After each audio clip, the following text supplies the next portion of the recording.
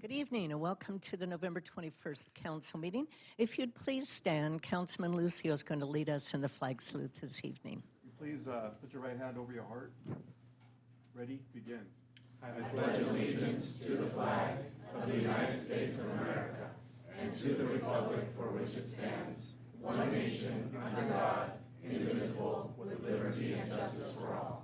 Thank you. Thank you very much. Our first presentation this evening is the Mayor's Home Beautification Award. I'd like to call up Nick and Jennifer Ligori of 11854 Norton.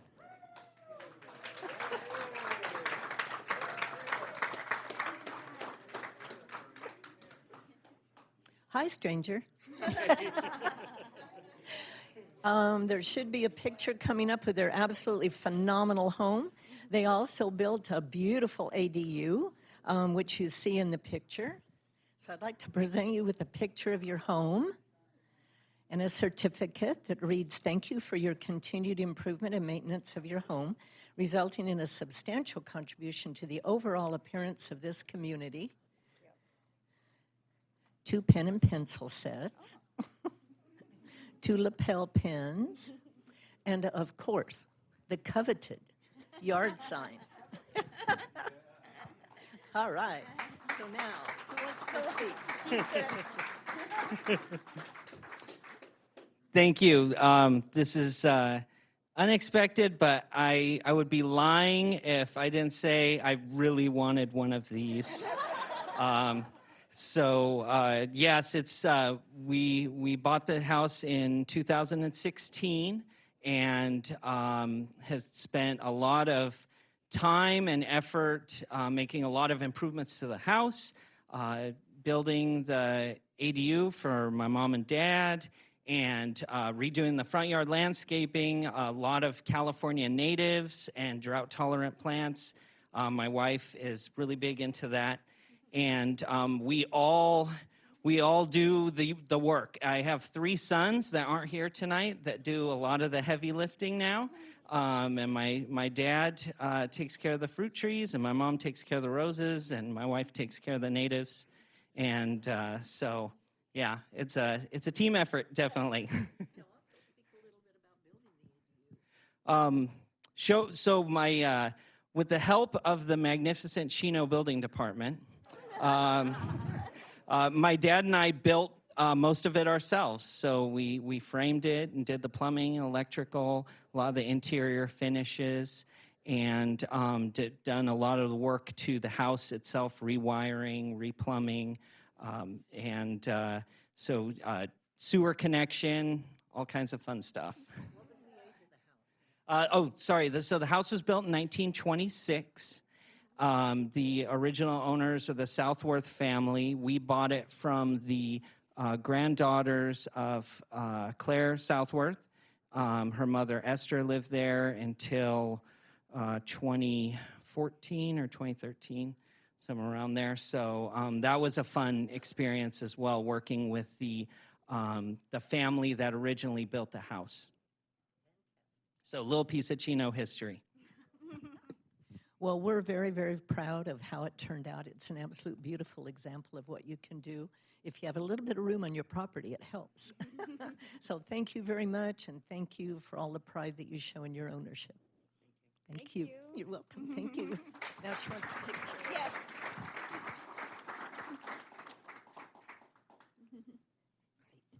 Have a happy Thanksgiving. You too. We will. Next, we have the 40th anniversary of the Chino Community Theater. Tonight, we have the honor of recognizing a significant milestone for a group that has made our community richer with its existence. It's with great pleasure that we celebrate the 40th anniversary of the Chino Community Theater. I'd like to call up Paul and Karen Larson and any other representatives of the theater, if you'd please join me up in front.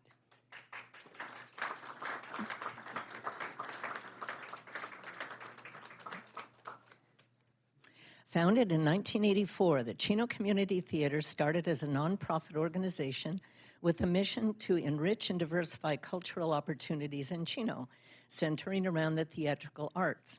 This initiative was not only about staging plays, It was a commitment to bring quality theater productions to our community, fostering a deeper appreciation for the arts.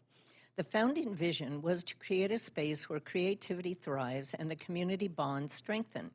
Beyond the stage, the Chino Community Theater has been instrumental in educating Chino Valley residents about theater production, offering workshops in acting, directing, and technical aspects of the theater. The Chino Community Theater's journey of artistic excellence has been widely acknowledged with a series of prestigious accolades. Notably, it was named the #1 community theater in the nation at AACT Fest 2009 and has been a repeated regional representative at Region 8 AACTF Fest. The theater has also been a reoccurrent winner of the Inland Valley's Best Live Theater and Best Live Entertainment categories, alongside earning the Chino Champions Reader's Choice Award for Best Live Theater. These honors are not just awards, but are symbols of the theater's enduring impact and commitment to the arts in our community. In celebration of this 30th anniversary, the theater has unveiled an exciting new season, starting with Elf the Musical on December 1st.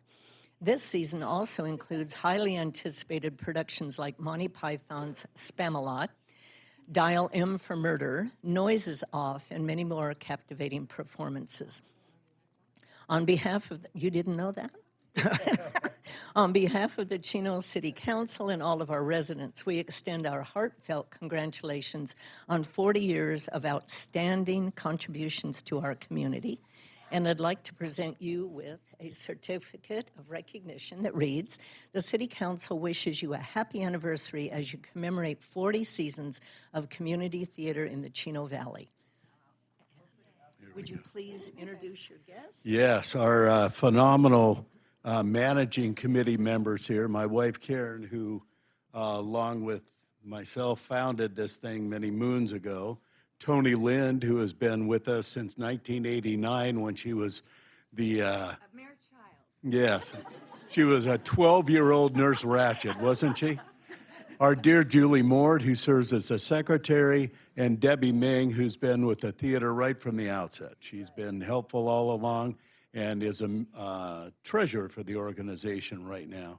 We are thrilled to be a part of it. I was reminiscing that Harvey, which was our first performance, opened on November 23rd, 1984. So next season, our 40th season, is going to carry quite a lot of variety once again, which we try to bring in.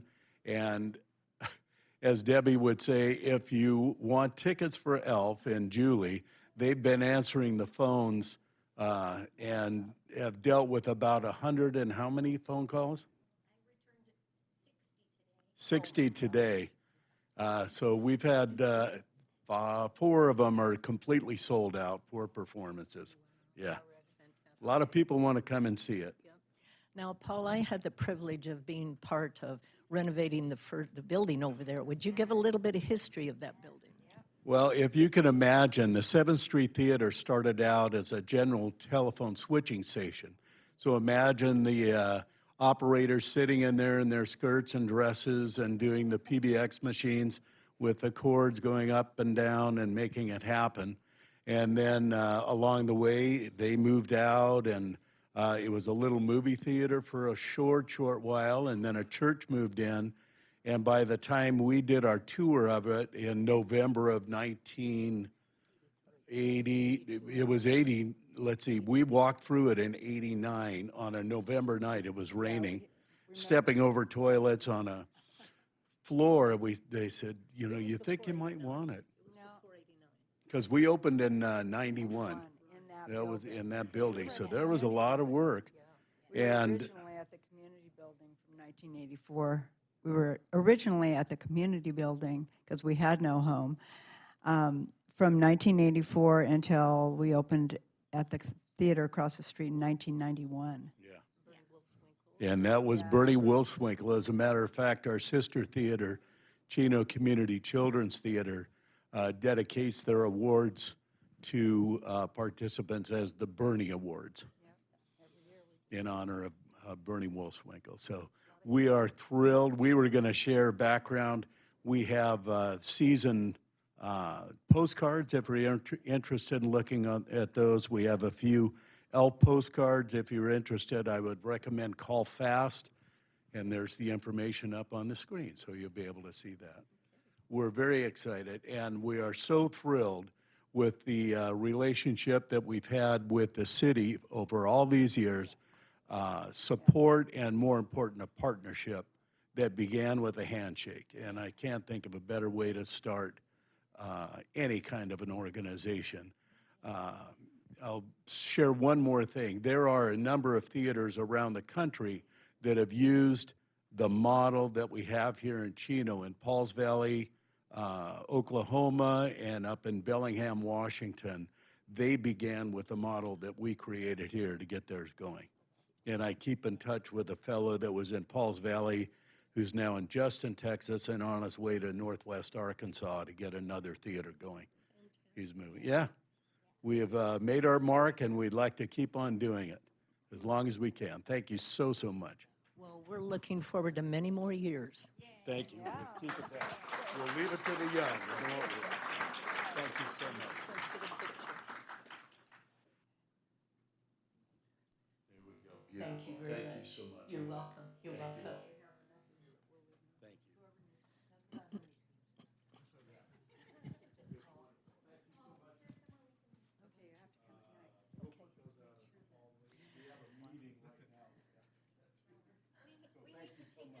Okay, thank you. Thank you for coming.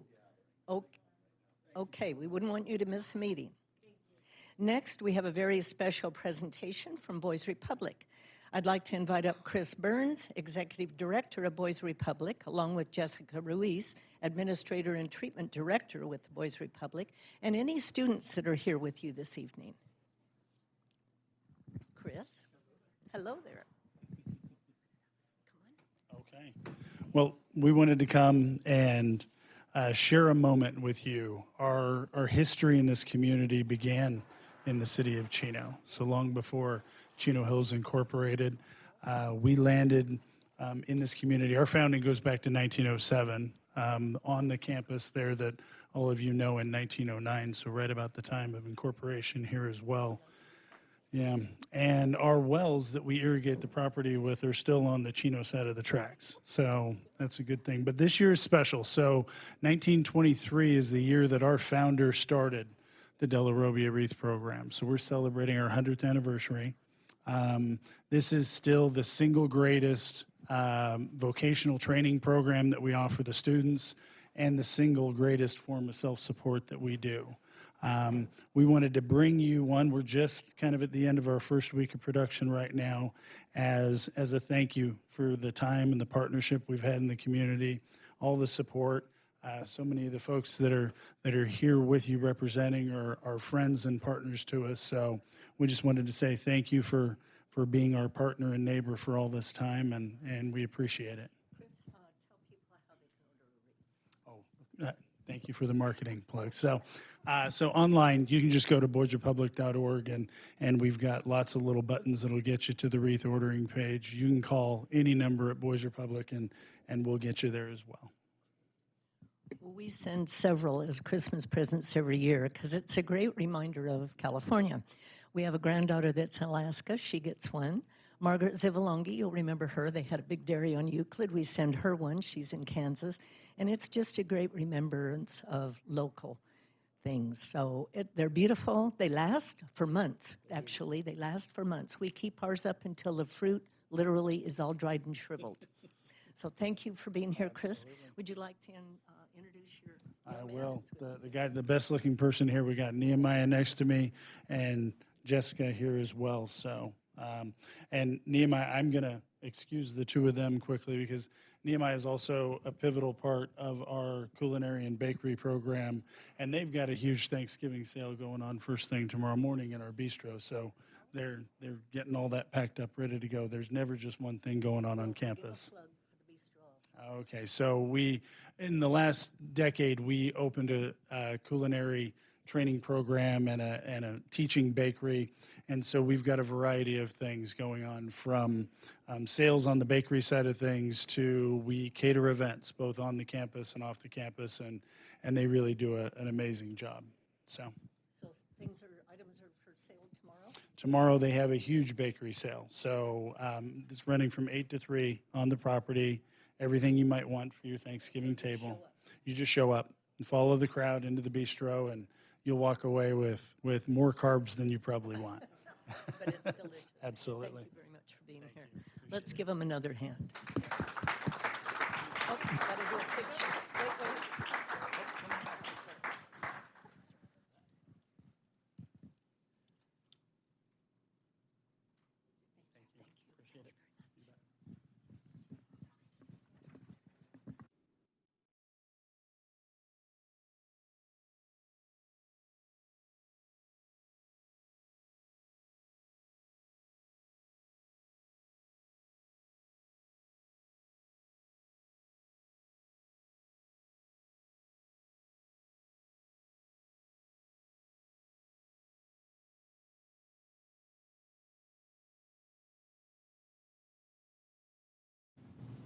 City Manager, do we have any changes to the agenda or revisions? No changes, Mayor. However, the city attorney has a minor edit. Thank you, Mayor, members of the council. There is one minor typographical error to consent calendar item number 12. It's resolution 2023-073 on page number 3 for salaries effective with the pay period, which includes July 1, 2022. For the water distribution operator, step C, it should read $5,232 instead of $5,121. Okay. With that, that could be included in the consent calendar vote. Okay, thank you very much. Under announcements, as we approach the holiday season, I would like to share some important updates and exciting events happening in the city. First, please be aware of the upcoming holiday closures. City Hall and most city facilities will be closed on Thanksgiving Day, November 23rd, and the day after Thanksgiving, November 24th. City Hall will resume normal operating hours on Monday, November 27th. Additionally, waste management waste collection services will be delayed by 1 day for those with scheduled pickups on Thursday and Friday. Now let's mark our calendars for the annual tree lighting ceremony themed Santa's Workshop. This magical evening will take place on December 2nd, which is a Saturday, from 4 to 8 p.m. right here on City Hall lawn. The highlight of the evening will be the illumination of the city's Christmas tree at 6 p.m. Join us for delightful activities, including photos with Santa, Christmas carolers, cookie decorating, writing letters to Santa, and a craft corner. Enjoy more tasty holiday treats from local vendors. For more information, please visit www.cityofchino.org/tree lighting. As we continue our festive spirit, we invite you to join us for the cherished tradition returning on Saturday, December 9th. The Chino Youth Christmas Parade and Fair will bring the streets to life beginning at 9 a.m. when the parade steps off at the corner of Riverside Drive and Monte Vista Avenue and concludes at Central and Chino Avenue. The fun continues with family entertainment, an assortment of food vendors, and Santa's Village at the Chino Youth Museum. This annual tradition is a cornerstone of Chino's holiday festivities and an event you won't want to miss. The parade will be held rain or shine, and the fair will be canceled in the event of rain. For additional information, please visit www.cityofchino.org/parade. Next on the agenda is the time for the general public to address the council on items that are not elsewhere on the agenda. We'd love to hear your comments, but cannot take any action on anything that's not agendized. Our first written request to speak is Pastor Rob Harston from Calvary Chapel, Chino Hills. He's going to lead us in an invocation this evening, so I invite all those who would like to join us to please stand. Thank you. It's an honor to be here to pray with you guys. So if you bow your heads. Heavenly Father, we thank you, God, for another day here, Lord. And we pray tonight, Lord, that you would be in this place. Father, that you put a hedge of protection around the city of Chino. And Lord, that you would just lead it and guide it. Lord, I pray for all the council members, God, that you would give them wisdom, Father, how to handle all the business that's going to be handled. And Lord, that you would just be, God, just again in the midst of all of it, Lord. So we thank you. We love you. I lift the city council. I lift the city up to you now. And God, we just thank you for all that you do for us. In Jesus' name we pray. Amen. Amen. God bless Thank you you, guys. Next written request to speak is Heather Parsons.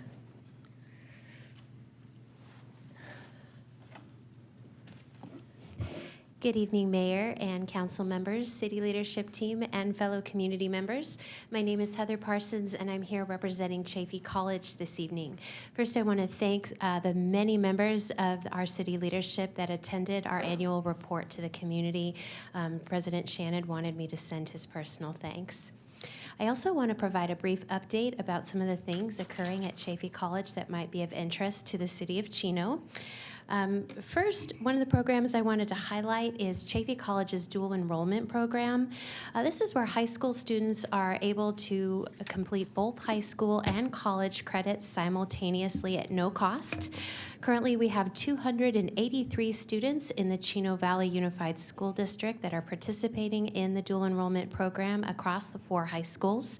This is up 66% since the previous semester, and we're incredibly proud that our high school students are motivated and ready to take on the challenge of college and still be in high school. In fact, we have featured other students that have gotten their AA degree while in high school and graduated at Chaffey before they get their high school diploma, and we're hoping to have one of those graduates in Chino very soon. Wow. I also wanted to share a bit about the $1.7 million grant received from the San Manuel Band of Mission Indians about a year and a half ago.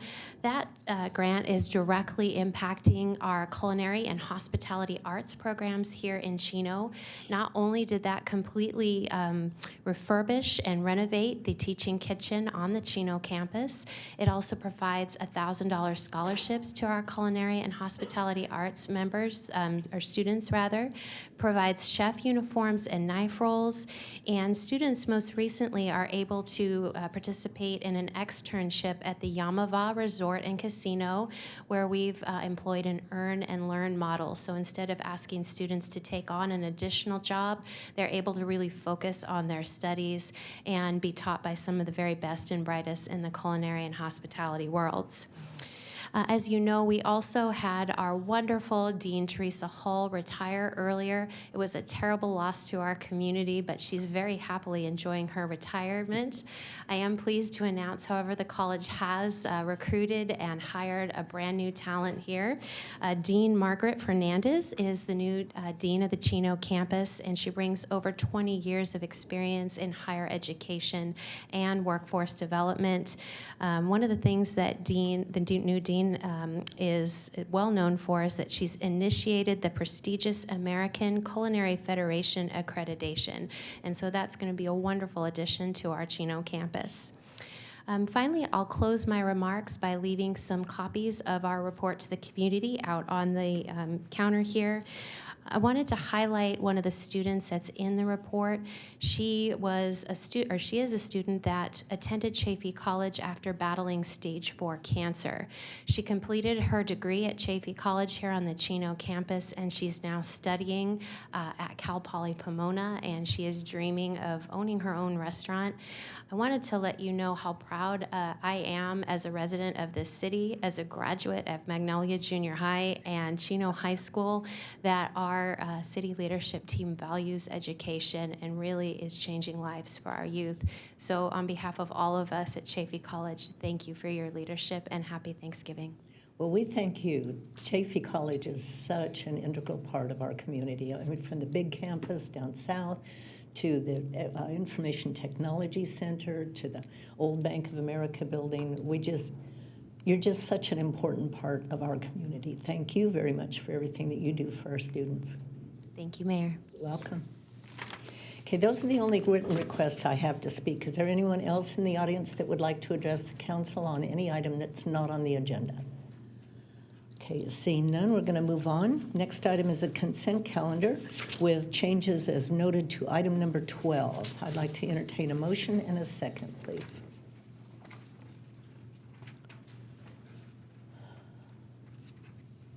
Okay, there's a motion from Councilman Burton, second from Mayor Pro Tem Comstock. Please vote. And the consent calendar passes unanimously. Next item under new business, City of Chino Public Safety Roads Essential Services Measure.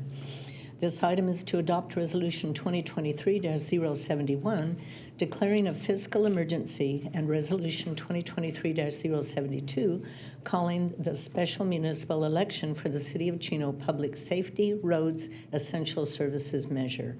I'd like to ask for a staff report from our City Manager, Linda Reich. Thank you, Madam Mayor, members of the council. Tonight I come before you to discuss a very serious matter affecting our city's future. Our city prides itself on being fiscally sound and highly responsible with the public funds entrusted to us. Our employees work diligently to provide the very best programs and services possible with the resources allocated. We have saved for a rainy day, accumulating over $73 million in reserves.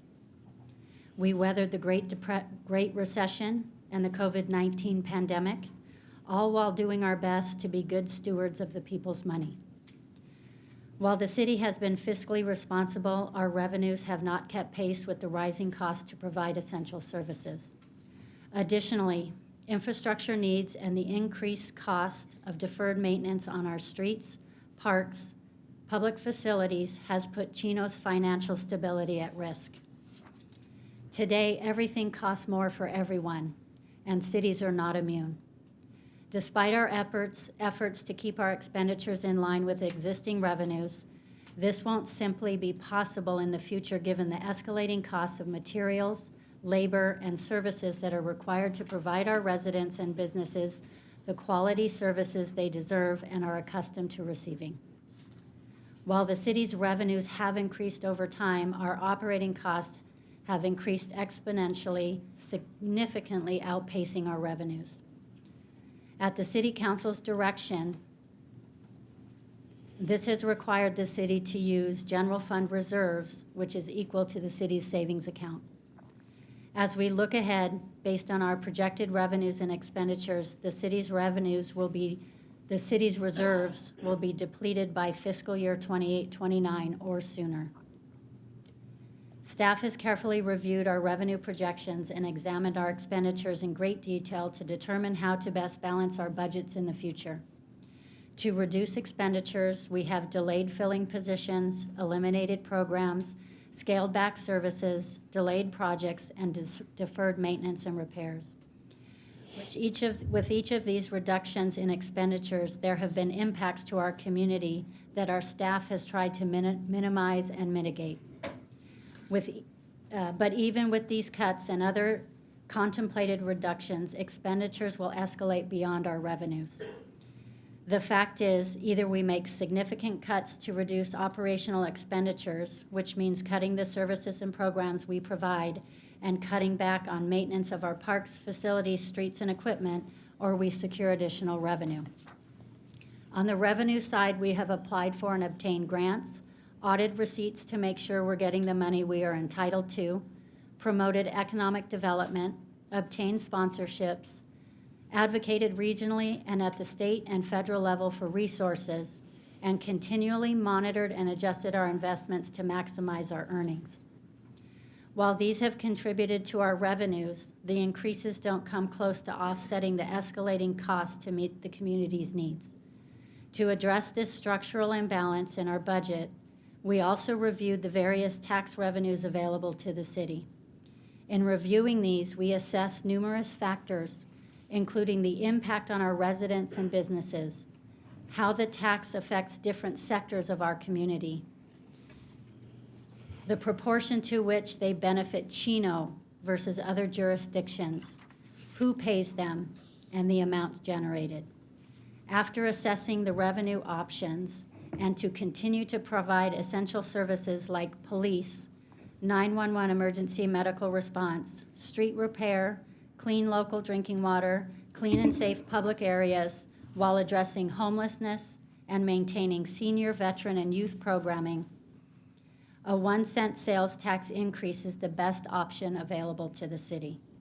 Action is needed to protect Chino's future. In order to protect our future and maintain all that Chino residents and businesses have come to expect from us, staff is asking the council to declare a fiscal emergency and approve the placement of a 1% sales tax measure on the March 5th, 2024 ballot for voter consideration. This will allow Chino's voters to decide whether to authorize the 1% sales tax increase to provide a more financially secure future for Chino. We do not take this request lightly. Tonight you will hear from several city department directors who have evaluated our current and future financial situation and will report on the detrimental impacts the city faces without additional revenues. First, I'd like to introduce our Director of Finance, Rob Burns, to discuss the fiscal emergency that we are facing today. Good evening, Mayor and members of City Council. In June of this year, the city adopted a 2-year budget. Contained in that budget was a 10-year projection that you see on your screen. The top portion of the projection focuses on ongoing activities, while the bottom portion shows one-time activities. The yellow band at the bottom shows the running fund balance, or the general fund reserves. You can see that given the current projections, the city's general fund reserves will be exhausted in fiscal year 28-29. That's the red numbers at the bottom. The city's financial situation has actually gotten worse since June, when the city budget was adopted. Finalized numbers for last fiscal year 22-23, show an ongoing loss of $1.5 million due to lower property taxes and development revenue. Additionally, development revenue is likely to be under budget this year by almost $4 million if the currently slow housing market remains unchanged. The combination of these reduced revenues will deplete general fund reserves 1 year earlier than previously anticipated. Therefore, we now estimate that city reserves will be exhausted by fiscal year 27-28. Next slide. So this slide represents our ongoing revenues versus expenditures over the last 4 years of actuals and 2 years contained in the budget. You can see ongoing revenues exceed expenditures until fiscal year 22-23. For 22-23, as I just mentioned, ongoing expenditures now exceed ongoing revenues by $1.5 million. That's the gold bar with the red outline on it. Fiscal years 23-24 and 24-25 are projected to have deficits of $5.7 million and $7.1 million respectively. Now, if we look at percentage increases of ongoing revenues versus expenditures, you'll see on the left-hand side that over the last 4 years, expenditures have grown, again, the gold bar, by 23.3%, while revenues have only grown by 19.6%. This percentage difference represents about $2.7 million more in expenditures than we received in revenues. If we look on the right side of the graph, we're comparing 4 years of actuals in addition to 2 years of the budget. So it's extending it by 2 years. Projections from 19-20 to 24-25 show that expenditures will grow by 37%, while revenues will grow by only 30%. That differential in percentage represents about $4.8 million more in expenditures than revenues.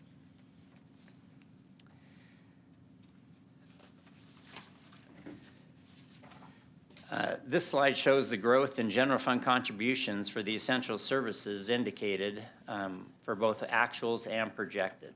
The general fund contributes to such things as landscape maintenance, community services, public safety, fire safety, and transportation maintenance. These essential service costs have been increasing substantially. The blue bar shows the actual cost increase over the last 4 years, and the gold bar shows, again, a projection including the next 2 budgeted years.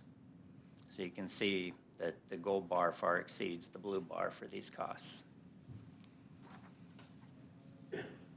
The reason we're seeing these large increases is in the projections is due to financial pressures, inflationary pressures that we all hear about in the local news. This graph shows the history of inflation in the Inland Empire over the last 3 years. These price increases show up in all the city purchases of goods and services across all departments. If you notice, the red line shows the inflation in the Inland Empire for the 3-year period, and it peaks in March of '22 at 10%. And then it goes down. Now, that's not a decrease in prices, that's a decrease in the increase of prices. And so as we look at this 3-year graph, if we look at March of '21, March of '22, and March of '23, we have to add those numbers together to get at our current price increase. So if we add those together over that 3-year period ending March of '23, we see an 18% cost of goods and services. And that affects everyone, the city of Chino, all other cities and residents as well. So this is causing the increases that we're seeing, as well as increasing population that the city's serving, as well as trying to make up for some of the deferred maintenance that we've done in the last few years, including the additional work at Ayala Park, cleaning the restrooms and trying to clean up the park and make it a nicer place. So that concludes my report, and I'm available for any questions that you may have on the slides. Any questions for Rob? Okay, thanks, Rob. As Rob described, without intervention today, the city faces a true fiscal emergency that threatens the quality of life our residents and businesses deserve. Without significant additional revenues, the city will have to make drastic cuts, resulting in potential impacts to public safety, infrastructure, community services, maintenance, and public facilities. At this time, I want to invite up our Public Works Director, Hei-Jin Lee, who's going to talk to us about some of the impacts to public works with our infrastructure and our maintenance. Good evening, Honorable Mayor and members of the... Turn on your microphone. Good evening, Mayor and members of the Council. Thank you for the opportunity to address the potential public works impacts of projected city budget. Since joining the city as the Public Works Director, I've been impressed with the staff's pride the staff takes in providing excellent service. As Public Works Director, my duty is to ensure that we continue to provide reliable infrastructure and to ensure that we properly maintain our infrastructure. Chino is a full-service city with a potable water system, recycled water system, sewer system, roads, traffic signals, and amazing parks for our residents and visitors to enjoy.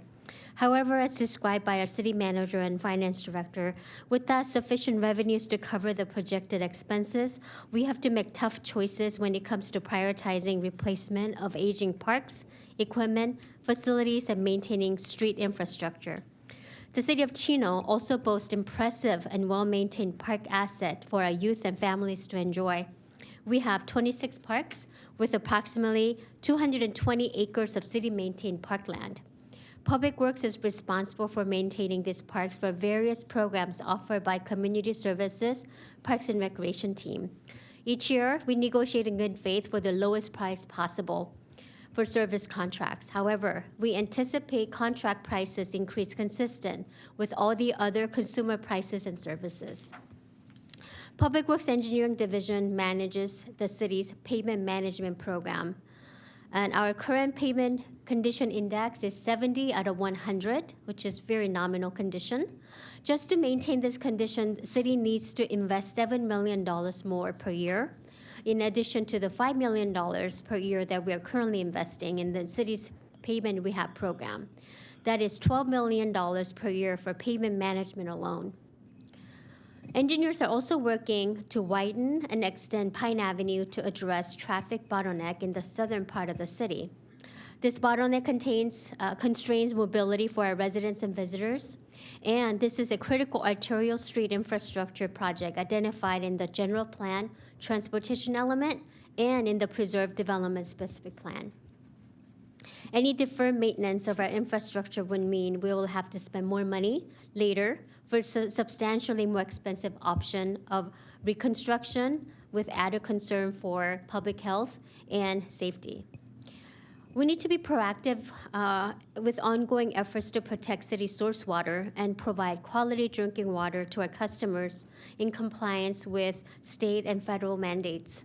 As a matter of fact, just last week, our water division received 100% compliance award for effluent discharge from our drinking water treatment plant to the Inland Empire Utility Agency.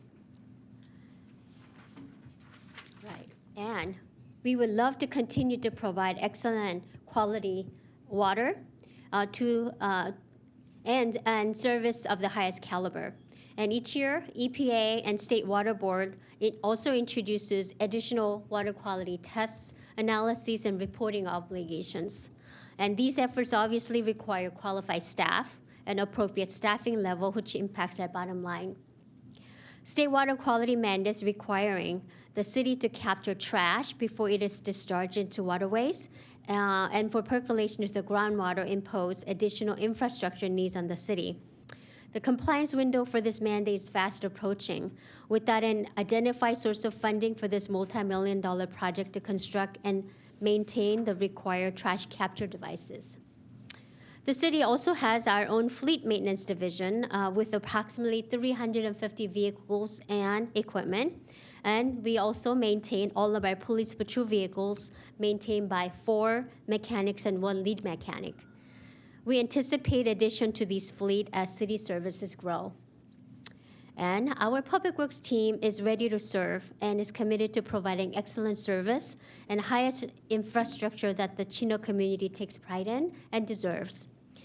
And thank you for the opportunity to provide this update, and I'm here to answer any questions you may have. Any questions regarding Public Works? Okay, this is a team effort, as you can tell. So next, I'm going to ask our Director of Community Services, Parks and Recreation, Sylvia Avalos, to talk about some of the impacts in that department.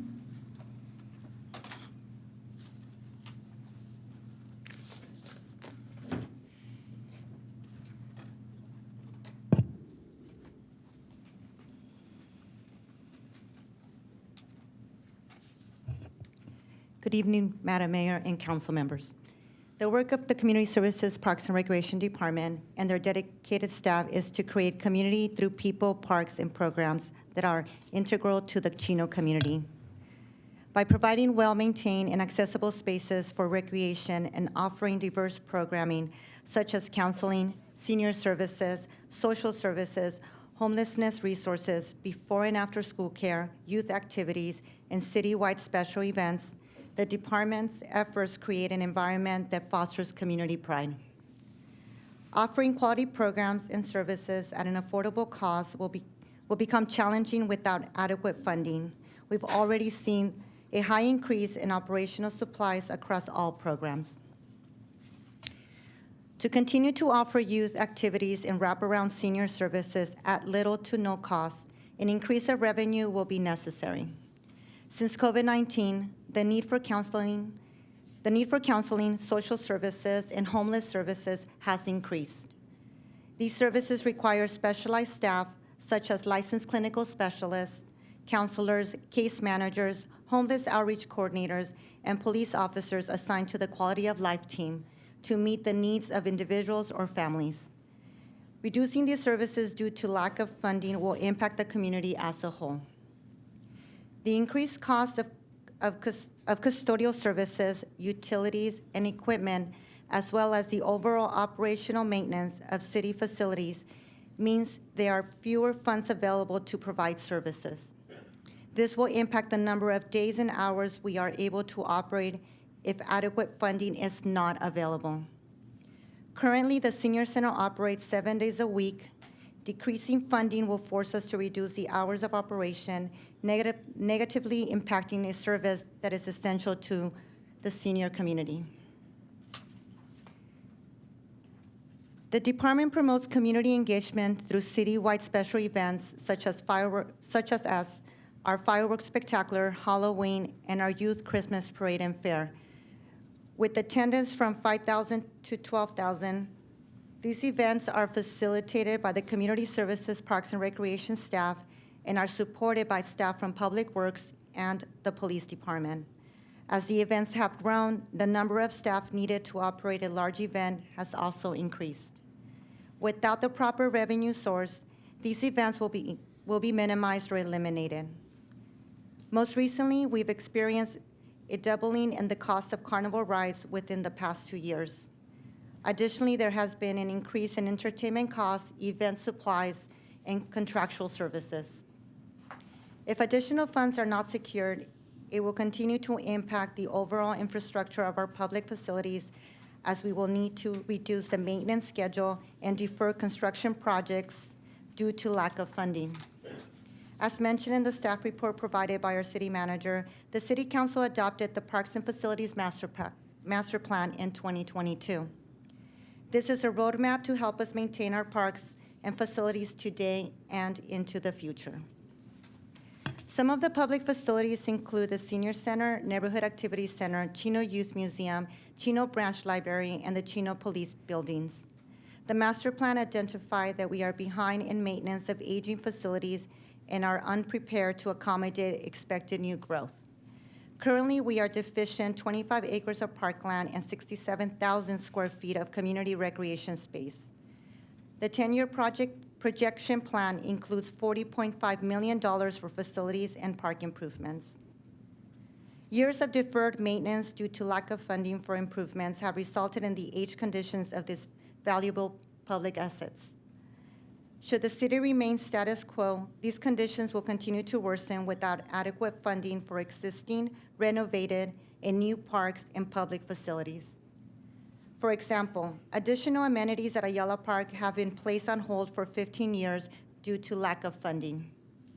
Amenities include additional parking, a dog park, tennis and pickleball courts, a new playground, and a pavilion at the southwest end of the park. Most recently, we deferred a renovation project at Ayala Park due to the construction bid coming in at $2.5 million over the estimated project cost. Another project on the horizon is equipment replacement for 18 of our 19 playgrounds. The suggested life cycle of our playground equipment is 20 years. The city last conducted a citywide playground replacement project in early 2000, over 20 years ago. Since then, the playground surface and equipment have become worn and have become a safe concern. Our goal is to reimagine our park so all children of all abilities can use the playground equipment. No grant funds have become available for such a project at this time, and we cannot defer this project for much longer. With adequate funding, we will be able to allocate resources for scheduled maintenance and necessary repairs, enhancing the longevity and usability of these spaces for generations to come. By addressing accessibility concerns, upgrading facilities, enhancing recreation amenities, the parks and facilities will continue to provide an enriched experience for our Chino residents of all ages and abilities. This concludes my report, and I'm happy to answer any questions you may have. Any questions for Sylvia at this time? I think we'll hold our questions till we're Till all the end. done. Okay. Thank you, Sylvia. Next, I'd like to ask up our Police Chief, Kevin Menson, to discuss the impacts on public safety.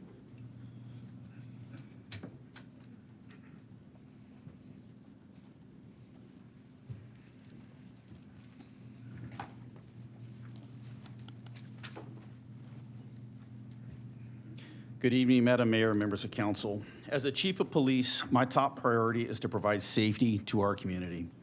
Here in Chino, we are seeing some of the same crime trends that are taking place throughout the state as a result of the state of California failing to keep offenders in custody. Calls for service are up 9% from last year, and last year the department responded to the most calls for service in our history. Despite the challenges imposed on our city by the state, our officers continue being proactive, keeping criminals out of Chino, as evidenced by our increase in officer-initiated activity, which is up 8%. The biggest challenge we are seeing here in Chino is theft, specifically retail theft, cargo theft, and robberies. According to the National Retail Association, the Los Angeles region ranked #1 in retail theft in 2021. Being a suburban city to Los Angeles, we are seeing these effects. This year in Chino, we have seen a 55% increase in shoplifting, which negatively impacts our business community and results in higher prices for everyone. I'll just point out a couple of big box stores here in our city where we have seen significant theft. There's been a 65% increase in the shoplifting at the 2 Target stores, 133% increase in theft at Dick's Sporting Goods. A lot of these crimes are attributed to organized retail theft. Not surprisingly, a significant amount of the suspects arrested are not residents of our city, but are primarily from Los Angeles County. Our investigative resources are stretched.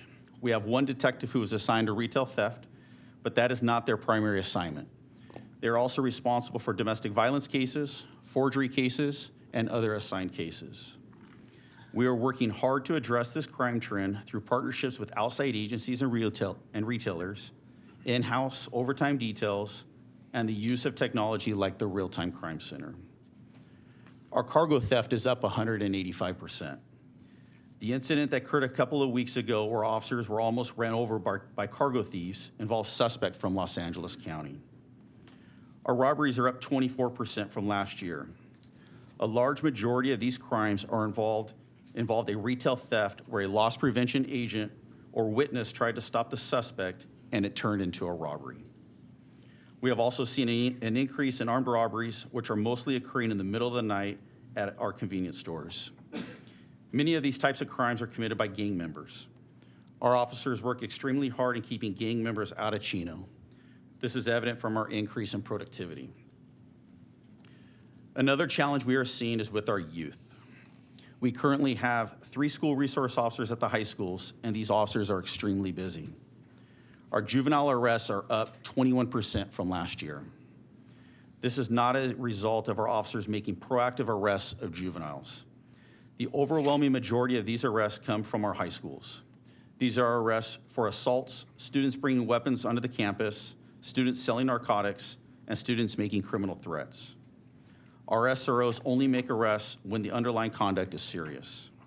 They work very hard in keeping our kids safe at our high schools. Unfortunately, junior high schools are now experiencing similar crime issues as our high schools. The department will need to deploy school resource officers to work with our junior high schools to address this trend.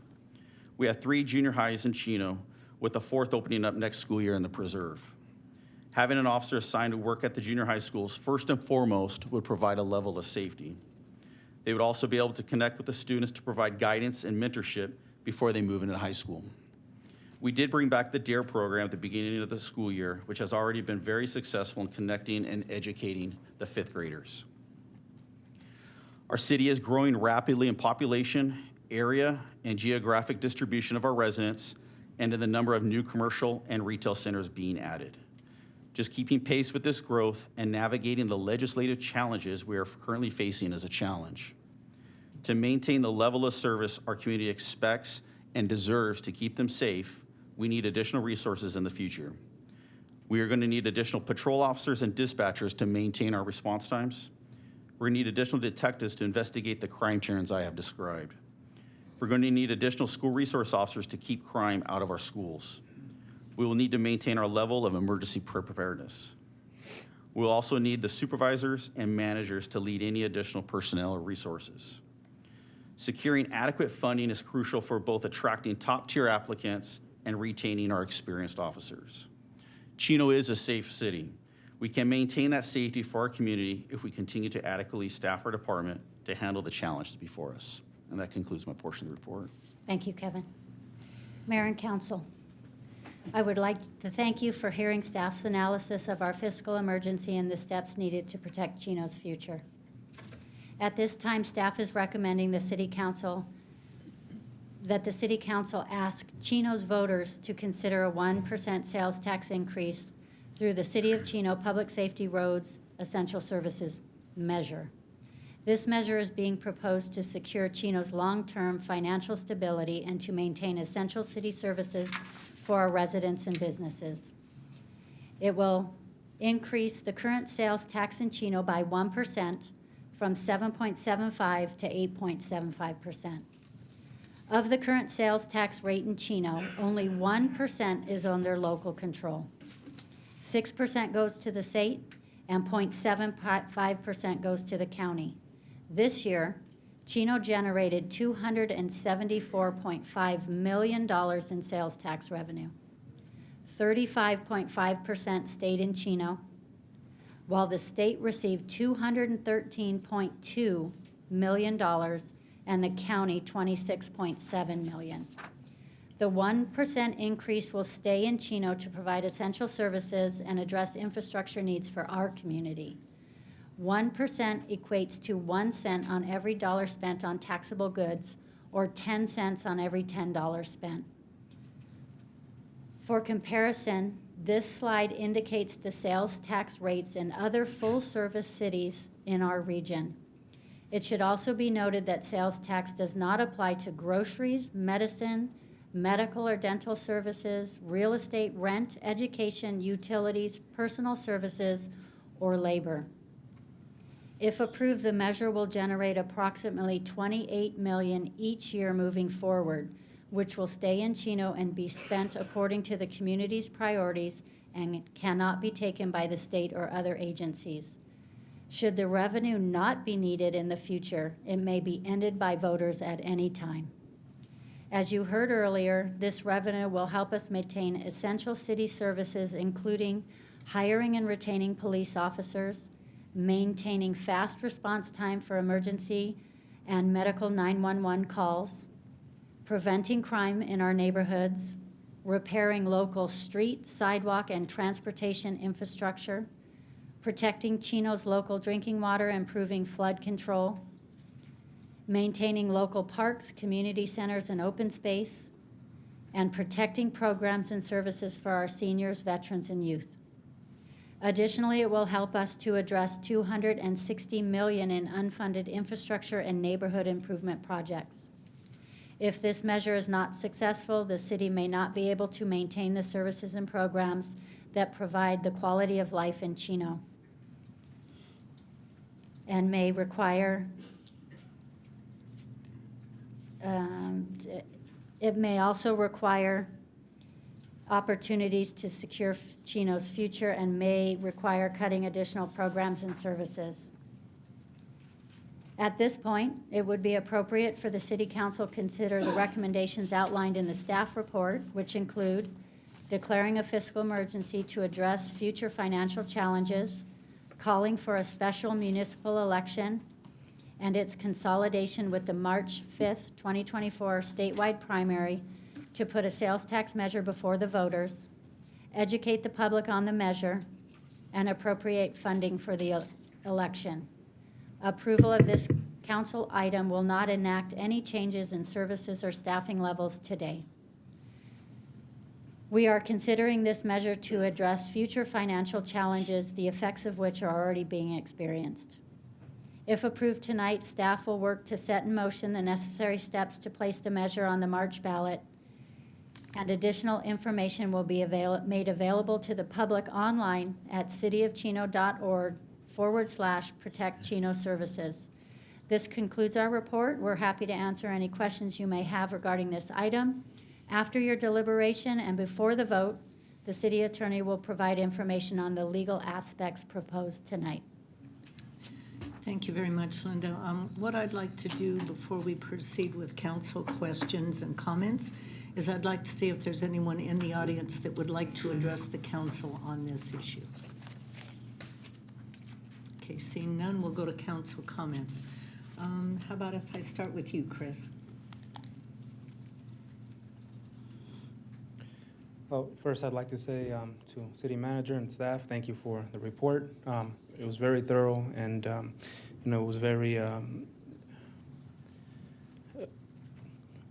guess, very upfront, very informative. And as I sit here, I just think of a couple things. Number one, when I ran for this position, when I ran for city council, one of the top issues, one of the top 3 issues that I mentioned were public safety, infrastructure, and fiscal responsibility.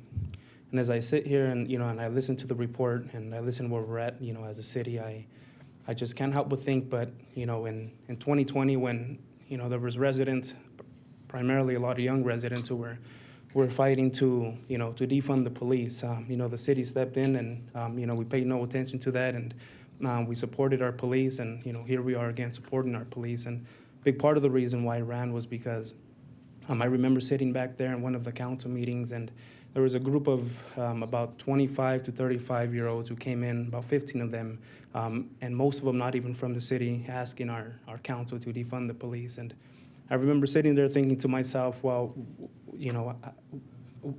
I sit here, the same age group as these people here, and why the diversion? What happened? Why do I believe that we should keep supporting our police? And the same age group of people are thinking differently. That's what really inspired me to run for city council, just to show the youth that we need to stand behind our police and our fire, frankly. In terms of infrastructure, riding my bike around downtown Chino here, I remember looking at just a lot of our streets, a lot of our alleyways. I just seen there was a lot of deferred maintenance on a lot of our infrastructure, and when I put together my package of my top issues running for city council, that's exactly why I included infrastructure. There was a lot of deferred maintenance, and I felt that in looking at just our general fund and our reserves, that was we were at a perfect opportunity to start investing in our infrastructure. One thing I've always I guess we kind of share with our staff, and when sitting down with some of our council members and the mayor, one thing I've always mentioned was one thing that we believe, and I think you guys would sitting there would believe as well, is that things are more expensive tomorrow than they are today, and so let's start investing as soon as possible. Now, in terms of fiscal responsibility, it's in terms of fiscal responsibility, I guess the way to put it is I want to make sure that that the city's future is secured financially. I want to make sure that for the next generation of council that they're placed in the right position to make big decisions like we've made in terms of infrastructure, for example, our street improvement program, or giving a raise to our police and things of that nature. In fact, that was my fourth issue that I raised during my campaign, was thinking about the current residents and the future residents. And as this report is given, I think of the current and the future residents. I understand the need, and I see the need, and ultimately, Mayor, I guess I trust that the public will make the right decision. Yeah, but that's it for now. Okay, thanks, Chris. Mark?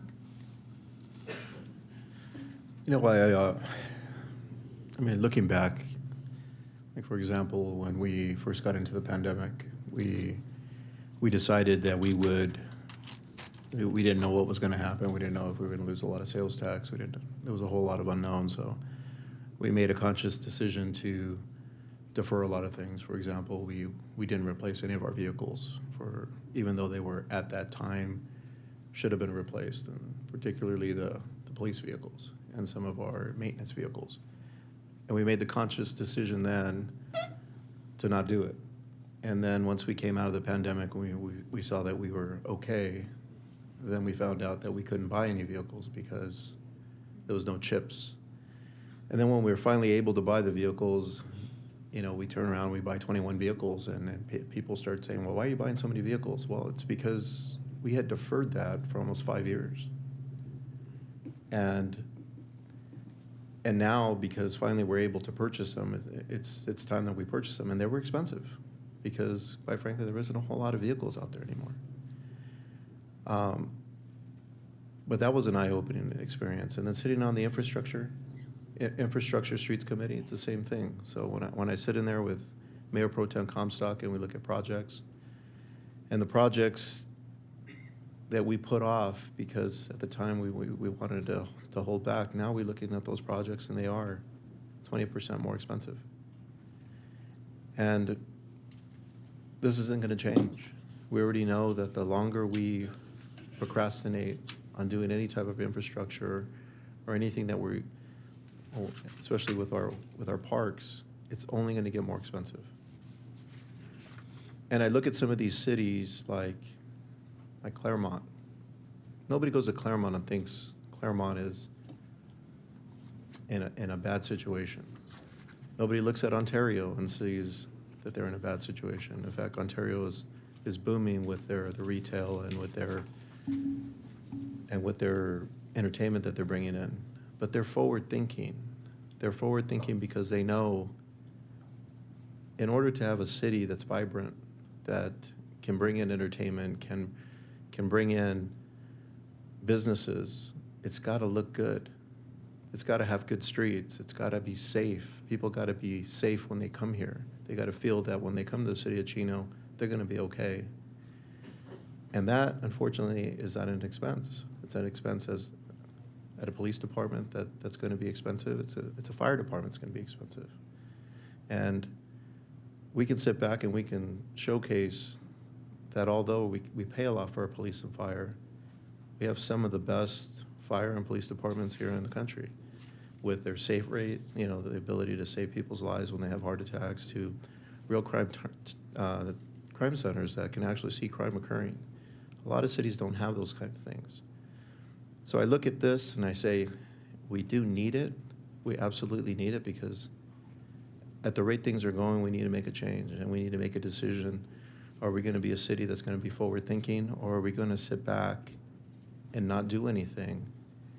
And then as a result of not doing anything, we start seeing other cities that are forward thinking moving ahead of us, like your Eastvales or your Ontarios or even your Claremonts, where they have a vibrant community. And I think if we don't do this, we're going to start following behind, and we're not going to be a city that people are going to want to come to because we're not going to be maintaining the things and the services that we should be maintaining. So I've had extensive conversations with different departments, obviously, because we sit on the different committees and how expensive things are. We've seen this for a while, and I think this is the right choice at this point. If we want to be the community that we want to be, this is something that we need to do to ensure that we're going to be a city that's going to be forward-thinking and that we're going to grow and grow in the right direction. That's all I have. Thank you. Thank you, Mark. Karen? Thank you, Mayor.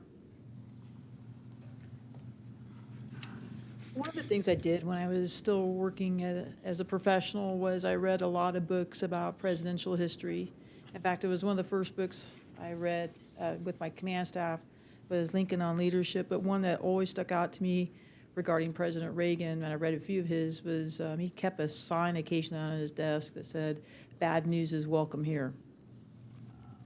And I think sometimes boards and people have to deliberate when your employees or people bring you challenging news. And reflecting back in 2018 when I was still employed full-time, we as a team always were talking about the future in Chino and how to plan for it and do things differently and make sure that we were secure in doing that. And then I retired in 19, and who would have known that we were going to face the challenges that we faced. And one of the things that we talk about is also what those challenges brought to us post-pandemic. So as the chief of police, when I campaigned to run for city council, because somebody made the comment tonight, other people were talking about defunding the police, and heck, that was my life's work, and I know that that's not the solution, right? Defunding the police properly, training them properly, securing cities is one of the hallmarks that Chino is proud of, and we should be proud of moving forward. So, and also, I did understand uniquely because of my position as a director that we've had several years of deferred maintenance and capital improvement projects that we have been wise. I think the council that came before me was wise in making wise decisions about which ones to fund during certain time periods and which ones not to. And it's based basically off of what we can afford to do at that time or what we can't. Because in the end, like people's home budgets, oftentimes there's never enough money to go around to solve everything. So I think the council that set up here for a long time and wise discernment made good decisions about what to fund and what not to fund. But I can also tell you, from stepping foot on one of the largest landowners and footprints in the city of Chino and the state of Department of Corrections, if we continue to do that for too long, that is literally like a prime example where time stopped. right? And if we continue to defer maintenance and not improve our roadways or our parks and our infrastructure, eventually it destroys the quality of life in our community like the state has, right? If you want to look at a comparison that's living here in our community. So it's time for us to look at how our revenues and other opportunities and the expenses that we're facing as a council, as a community, are outpacing our ability to pay for those things. And anybody that's still, working or having to budget for different things or having to go out and price different things, even personally or professionally, is certainly in realization of that. So also in speaking with my neighbors, as you can imagine, being homegrown in Chino, I've already had a few people reach out to me about their concern about this measure. And there's also an education component to it. A lot of people don't realize that a majority of our sales tax revenue goes right to the state of California. A portion of it goes to the county, and we receive the portion that was explained here tonight. Ultimately, this is up to the voters. Ultimately, this is up to the voters about the future of the city of Chino and how we want to maintain our community from a quality of life perspective. When I talk about not just roads and infrastructure, but our city facilities as well, for our senior center, for our recreation programs, and the things that we are going to be forced to build in the future and properly maintain those things. What I see happening presently in our community because of how the economy has changed is we have a set group of employees, and we're projecting what we're going to need, and our revenues, particularly from a sales tax perspective, is not keeping pace with the expenses of those things. So what we're asking the residents of Chino, and this is a difficult ask, is to consider how they want the future of our community to look. How do we want to maintain the level of our streets, as our Director of Public Works talked tonight? How do we want to, in the future, maintain our level of public safety in our community into the future, right? Where we're already facing pressures on all those things. Or our parks, how we want the appearance of our parks and our playground equipment to look in the future. And that's a difficult ask because sometimes people may not see some of those realizations in the future. So I think what the voters are going to be tasked with, should this council just decide to approve this measure, is an investment in the future of the city. And that's a hard ask, but I look at it also that, I guess I would offer this, is every day that we wait now to talk about these solutions could be time that we're wasting and collecting money to invest in our future. And after speaking with some of my neighbors about it, it's I'm sure some of the people that are sitting right now, probably in front of the TV, asking themselves who their daughter is speaking up there, is probably my mother and father who are watching this right now. And I'm sure I will have some hard questions to answer to them over the Thanksgiving table this week, even. So, or even my local constituents that I see at my donut shop every morning. But I do believe that our staff has diligently delivered news to us that we as a community and we as a council have to take into consideration, because the wheels of government don't turn like a Ferrari. We can see this coming our way, and we have to take action now in order to make sure that we can prevent knowing what's going to happen. There are probably other cities or other councils who would say, hey, let's just kick the can down the road. I don't want to deal with it. But that's not this council, and that's not this community. And I agree with the rest of what's been said here tonight. I believe that the voters will make the right decision in this, right or wrong. And right or wrong as far as the voter sees it. If the voter sees yes, then we have work to do in catching up on lots of deferred maintenance, and to make sure that we can continue to serve our community in a manner which we become accustomed to and like. If the voters say no to this, then we will have to figure out something different. I'm hoping that people will take that into consideration while they're looking at all the facts of this issue. So that's what I have to say, Mayor. Thank you. Thank you, Karen. Kurt? Thank you, Mayor. Folks like Councilman Flores had mentioned, when I campaigned for this position, my platform was public safety, infrastructure as well as being fiscally responsible and also economic development within the city. Looking at all those areas and how those areas right now are being affected definitely affects our quality of life as residents. What do we want as residents and business owners here in the city of Chino? As the Mayor Pro Tem had mentioned, you know, we've come to expect a certain level of service that we've been getting for many, many years, and that's a testament to our city council and city councils in the past, what we put together, but we put that together as a result of what our residents and business owners wanted in the first place. So we look to see how much things cost, and we do the math and send it up to Rob, and Rob comes back with good news or bad news. We can afford it or we can't afford it. If we can't afford it, then we try to come up with some other funding options. But I mean, the bottom line is, what do we want in our city? What do we want to maintain? You know, our city touts this, Chino, it's the best place to live, work, play, and raise a family. Why is that? Why do we feel good about that? Well, it's because of the services that, again, that we've come to expect and to enjoy here in this city. Things are getting expensive. I'm not telling you anything that you don't already know. That's just life. That's the way things are going and will continue to go. I appreciate our staff and the thoughts about being proactive.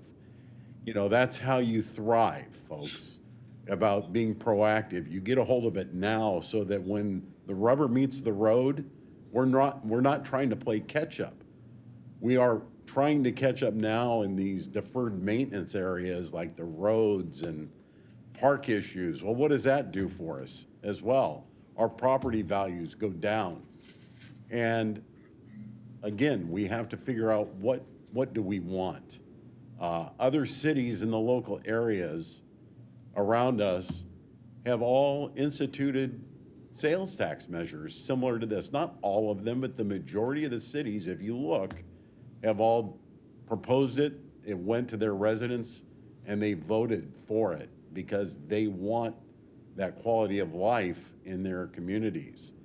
The city of Chino has set back on that a little bit to try to figure out what we can do without going and putting this kind of a measure on the ballot.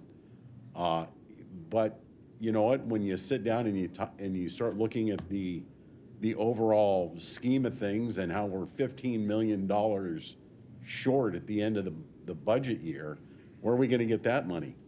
And we're going to have to pull that from our reserves. You know, in your own families, is that what you want to do? No, we have to do it though in our own personal families and out of our coffers. That's life and that's how things go. But what do you do to correct the problem? You try to be as proactive as you can and try to see the issues coming before they get here. $28 million a year that the potential revenue that we're going to get. I have to thank you, City Manager. That will be very helpful for us to stabilize and to maintain and continue to do the work that our residents want us to do and to provide. I think that it's a measure that I don't like taxes. I don't think anybody likes taxes, but it's something that is necessary right now for us to take a good hard look at. And it's going to be up to the voters, as the Mayor Pro Tem had mentioned. What kind of community do you want? Do you want us to shut down certain services so that we can pay the bills? I don't know. That's going to be up to the residents in this city. I would say no. I've also talked to my neighbors, and the overwhelming majority of them already are in support of this measure. A lot of people, or a few people, think that this money might be earmarked to go somewhere else that may not be fiscally responsible. And I would challenge those individuals that have those questions to do some research and figure out what the real deal is. And we're here as a council to bring this before the voters to make those hard decisions now. And when March rolls around, we'll figure out how this is gonna roll. But right now, I'm gonna conclude my comments at this point, Mayor, before I start going off in another direction. But I just think that this is something that we need to be doing in our city. Thank you, Kurt. Well, my perspective is very similar to what you've already heard, with a little bit of differences since I've been here for like ever. This is a very, very difficult decision to make. Nobody wants to pay more taxes. Nobody wants to increase costs. But the reality is that costs are rising, and we don't have the revenue to cover necessary expenses as we move forward. We chose not to defund the police. We have been fiscally responsible and cut down on expenses as much as we have been able to. We've deferred a lot of maintenance on parks and equipment, as you've heard council members already talk about. We've dipped into our reserves almost every year, minimally, while trying to actually build reserves up. Way back in the 90s, we actually instituted a utility tax for a while when we went through a recession, and we promised that we would do away with it as the revenue increased, and we did. We did. And we also vowed at the time, because we had to lay off employees, which personally broke my heart. I think it's the only time I've cried publicly at a council meeting, but we vowed that we would never again be in that position and that we would fortify our reserves, which we did. But we did that at a cost. In order to fortify our reserves, we had to cut back on services and defer maintenance, and we did what was required to ensure that we would be safe moving into the future if we were to hit another recession. And we did go through another one. We did not have to lay off employees. Our employee bargaining units were good enough to allow us to transfer people in between unions, which they were very good to do, but we assured them that we would not lay off anybody, and it worked.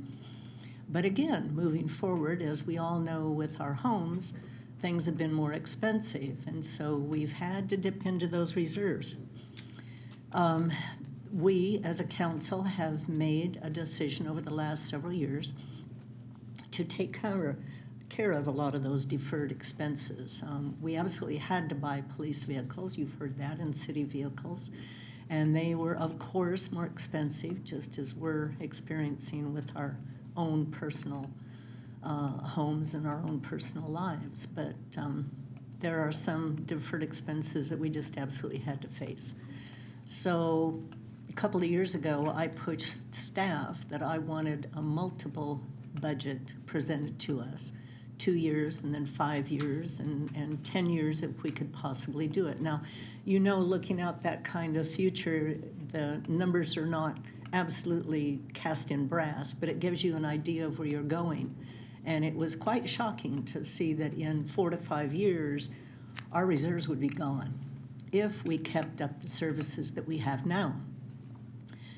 Kept trying to do street maintenance, continued to support the police at the level that we have now, try to keep up with the growth that we're facing, trying to take care of crime, which is, you know, it's something that we can't control. We are affected by what's happening, and we're drastically affected by what the state of California is not doing, and that is taking care of criminals as they should be. But unfortunately, our legislative representatives in Sacramento choose to push that aside and, so to speak, put their head in the sand and pretend that through counseling people will be okay, just as the young people that came and asked us to defund the police. Well, if you just gave people their minimal requirements, they wouldn't commit crime, really. We know that's not true. So we are desperately affected by that. I've made some notes. I want to make sure I go through all of them. Making the utility tax decision was a difficult one back in the 90s. But we did it. We got through it. The citizens supported us because we just laid out all the information in front of them, as we're doing now. We're totally transparent in this. We have stated what the money will be used for.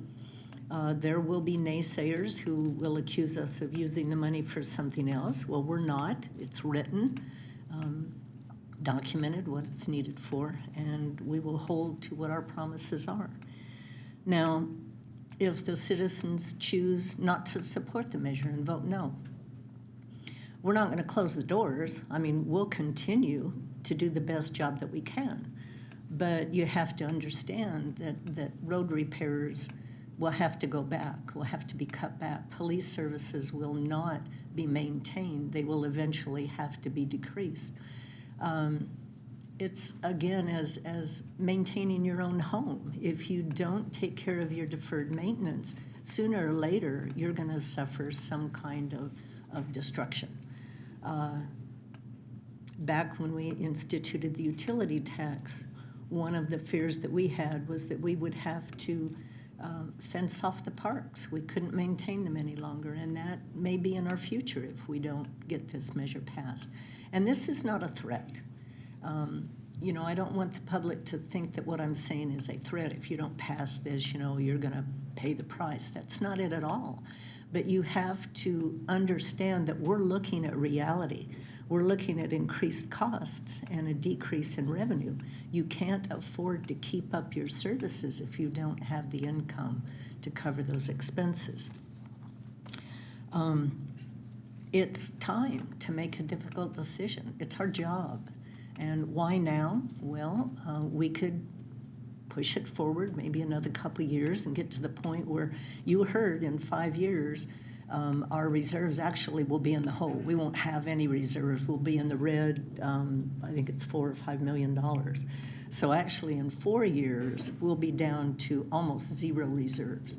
We could push it forward another couple of years, but the expenses will be even higher. We'll be at a position where we'll even maybe need more money than just the 1% sales tax increase. So the decision time is now. We've asked for the information. We've gotten the information that we need, and we need to make the decision, and we need to put it to the voters to help us cover this very difficult time. Why sales tax? Well, sales tax increase is more fair to our property owners and our residents than a utility tax again or another alternative. Because a sales tax then is going to be contributed to by anyone who does any kind of shopping and purchasing in the city of Chino. Many of our roads deteriorate because of people from the outside that go through our community or come to our community. So anyone coming here to visit restaurants or retail shops is going to help us offset the costs of their impact on our roads. You've heard the chief talk about the criminal element that has hit our community. Well, anybody coming in, this is really weird, but anybody coming in to do dirty things in our community, if they purchase anything like gasoline or whatever, they're going to be also contributing to revenue. So people going through our community to buy gas is going to help us offset the impacts. It's just a more fair way of getting in revenue, in my opinion, than going to another utility tax, which only hits people that pay utilities.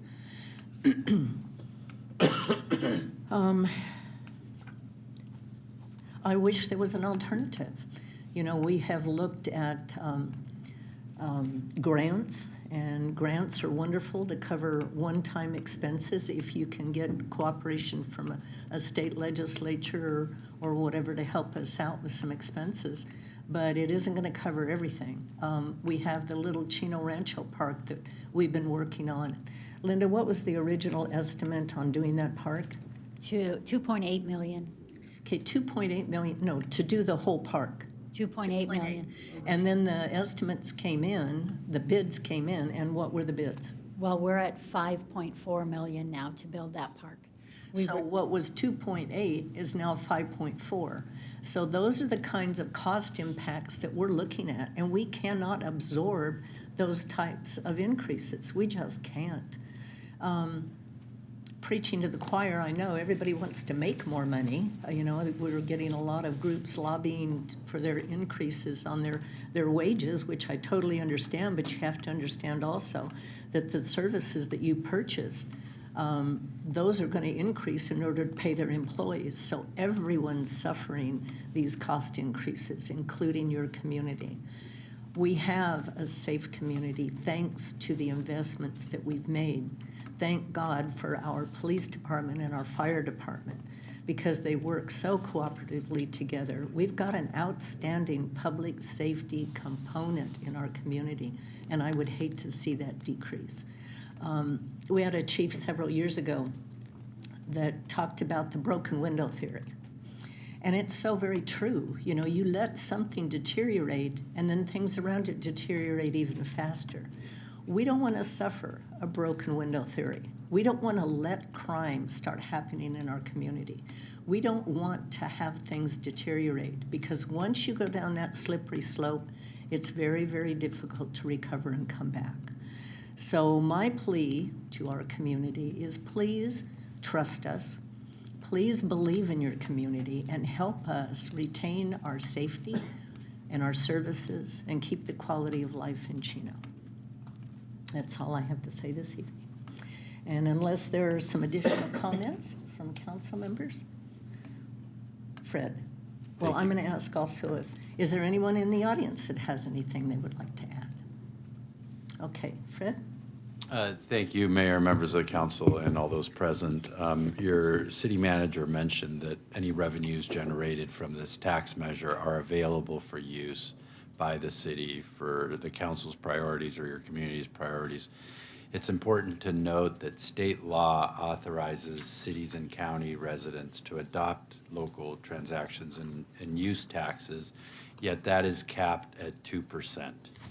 So here in San Bernardino, the San Bernardino County Transportation Authority currently collects a tax, 0.5% of which was adopted by the voters. That leaves a 1.5% amount available for local sales taxes. So should the county or any other local district pursue a sales tax measure, those would also apply towards that cap. Once the 2% cap is reached in the Chino area, Chino voters would no longer be able to implement a local sales tax measure to support local city services. Instead, if it's a county tax, for example, the funding would go to a county pool and Chino would only receive a portion of those taxes to support its programs. If the Chino voters approve the proposed 1% sales tax measure, all of the tax dollars, as your city manager mentioned, will be allocated locally. And those would be available for supportive city services. From a procedural standpoint, the California Constitution requires a city council to declare a fiscal emergency whenever a tax measure is placed on the ballot at any time other than an election when council members are being elected. So the declaration requires a unanimous vote to proceed with placing it on the ballot in March of 2024, March 5th. State law also requires the city council to introduce the ordinance that is presented before you and approve that introduction by 2/3 vote, and then it is placed before the voters for consideration. And finally, the council may take this action as a collective motion and vote or separate it by the various components listed in the report. With that, I'm happy to answer any questions. Thank you, Fred. I know it's a little bit confusing when you talk about the 2 cents total. I know SBCTA is considering another 1/2 cent sales tax continuation. If they do that, will that also count toward the remaining 1.5? Well, the question is if it's a continuation or an addition. If it's an addition, then it would count towards the 2% cap. So that would leave less available funding for a tax measure for the city. I think they're considering which way to go, because the funding that was passed many years ago for freeways and stuff just isn't enough, again, because of cost escalation. Another point that I'd like to make, too, that I forgot was talking about our surrounding communities and their tax rates. We and Chino Hills are the only ones now that have a 7.75, and I know, talking to the mayor of Chino Hills, depending on what happens with our sales tax measure, they're waiting to see what happens in our community. They are also going to go for a 1%. So, you know, it's reality and how you can try to cover your expenses that are going up to keep quality in your community. That's right. Yes, Karen. Mayor, I think that's another important point that the city attorney just reiterated that I hadn't known, is that should those other entities decide to do a sales tax initiative upon the county or to Chino specifically, which would add to the sales tax, that while those taxes would be dispersed among the county for different projects such as transportation or other things. So I think it is important for our residents to know, like the mayor just pleaded, hey, this tax, those monies would be guaranteed to come specifically back to Chino, to the general fund. Unlike, you know, if there is an appropriation of an additional tax, of course, we'll be serving our neighbors in the county and things that we presently use as well. But there's going to be a window of opportunity for us to do that. And I would ask the voters to look at that as well. You know, carpe diem and the opportunity for us in the need to assure that those funds come back to the city of Chino. Right. Any other points? Yeah, just to piggyback off of what the city attorney was saying, for example, in LA County, the majority of the cities that were at 10% or at 9%. One of the taxes, actually two of the taxes that were passed there, that wasn't and a lot of the cities didn't vote for it, but because it was taken on a vote countywide, they ended up passing, and it ended up passing down to the rest of the cities. Was they initially went for a half-cent for the MTA to fund the MTA projects. And then when they felt that it wasn't enough at a half-cent, they went for another half-cent. And ultimately, the residents of LA County, no matter what city they live in, they pay a cent for the MTA transit system, even though the majority of people don't use it. And so theoretically, that could happen here, where an entity could come in, propose a tax. The city of residents itself could be voting it down, but if the majority of the county votes for it, it still gets implemented. So that's, at least we know that if, with this tax, if passed, it will all come to us, and it won't allow another entity to come in and say, well, there's an available amount of tax here that we can get from some of these cities, and then they move forward with taking that ability from us. That's all I have. And I would say that's a very well put scenario, and essentially your residents would end up paying the same amount of tax if it reaches that cap, but it would not be locally controlled funds. Okay, well, with that, then, I would encourage and ask for a motion to approve item number 14 and a second.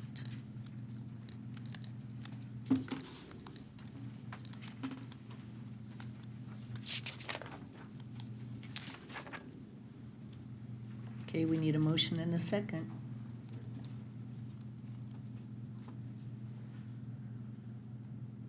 Okay, there's a motion from Mayor Pro Tem Comstock, second from Councilman Flores. Please vote.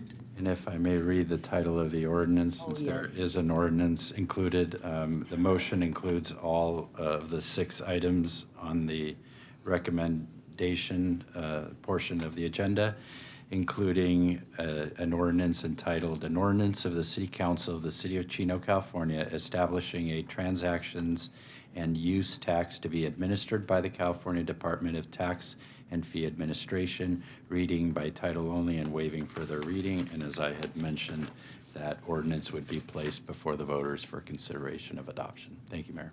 And the motion passes unanimously. I would ask, Linda, would you please explain to the public what will happen now?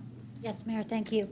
So after tonight's vote, we have a website that will be available to the public. I mentioned it earlier at cityofchino.org/protect Chino services. That will provide education for our residents on the measure, how it will be used, and what a vote would mean.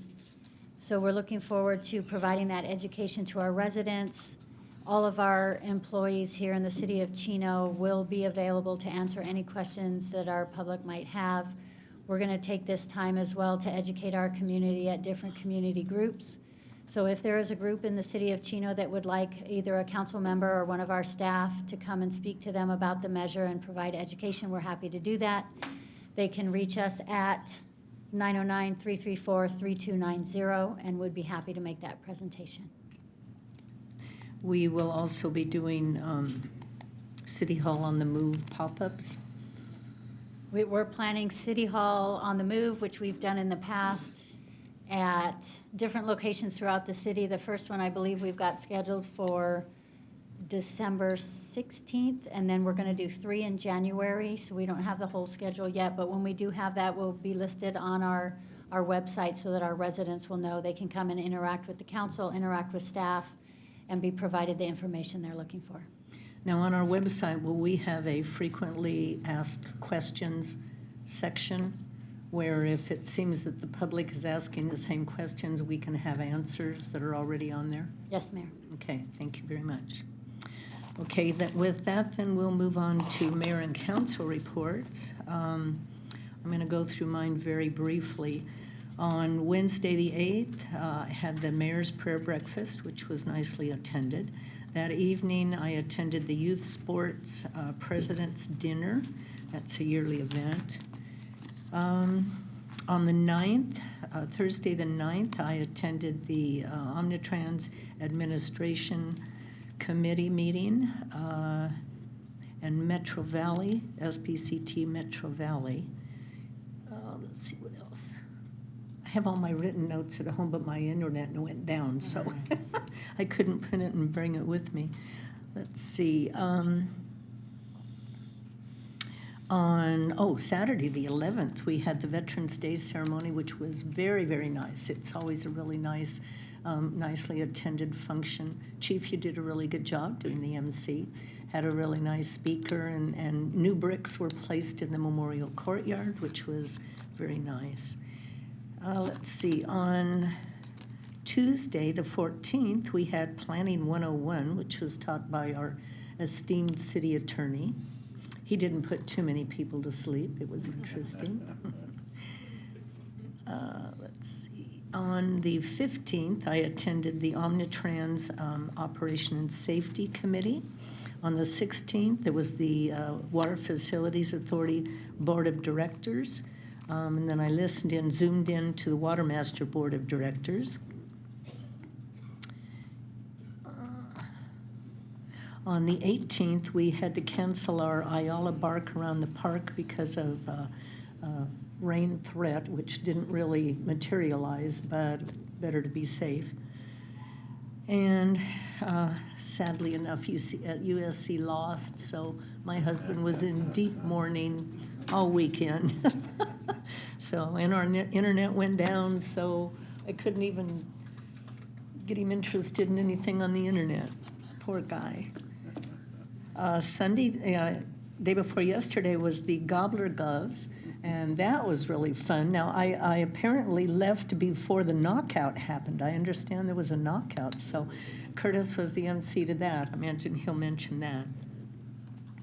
And that's all I have this evening. Mayor Pro Tem Comstock. Yes, Mayor, thank you.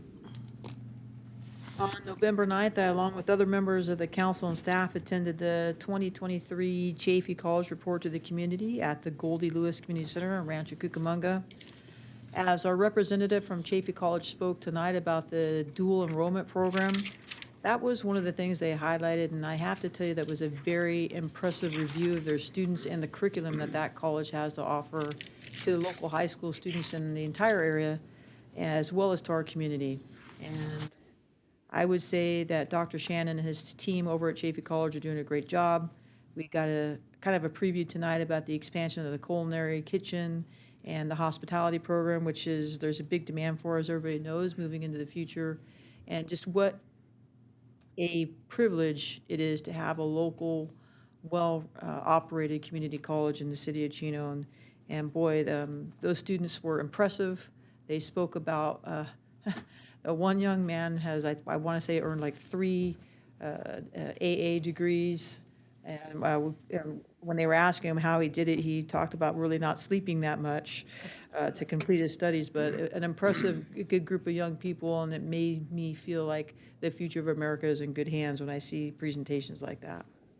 Later that day, I, along with the Councilmember Lucio and staff, attended the Infrastructure and Streets Committee meeting here in the council chambers, and that is also where we talked about some of the budget projections for our park and the financing for those things.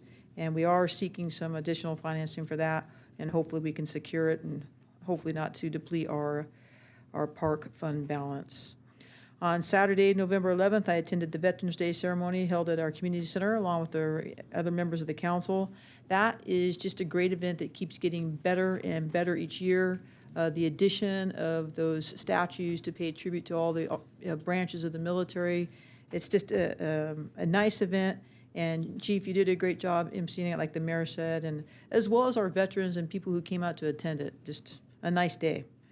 Later that day, I attended the annual You Choose fundraiser basketball game. I actually see Richard and Lisa Montijo here tonight. I want to thank you and your team at You Choose and Don Lugo and the entire group of people, including Neil, Jerry, and others that volunteer so much time. The Chino PD chief, thank you. I know I see Captain Murata and Lieutenant Olden in the crowd, and I know that you use your influence to bring our police staff out for a great night of fundraising. It's fun. It's fun to watch the police officers take on those young men and women, and it was a great turnout by the players, their family, and great local sponsors, food sponsors. So Richard and Lisa, just thank you for your continued support of that program and the money that you will raise that will go right back to our community. So thank you for that.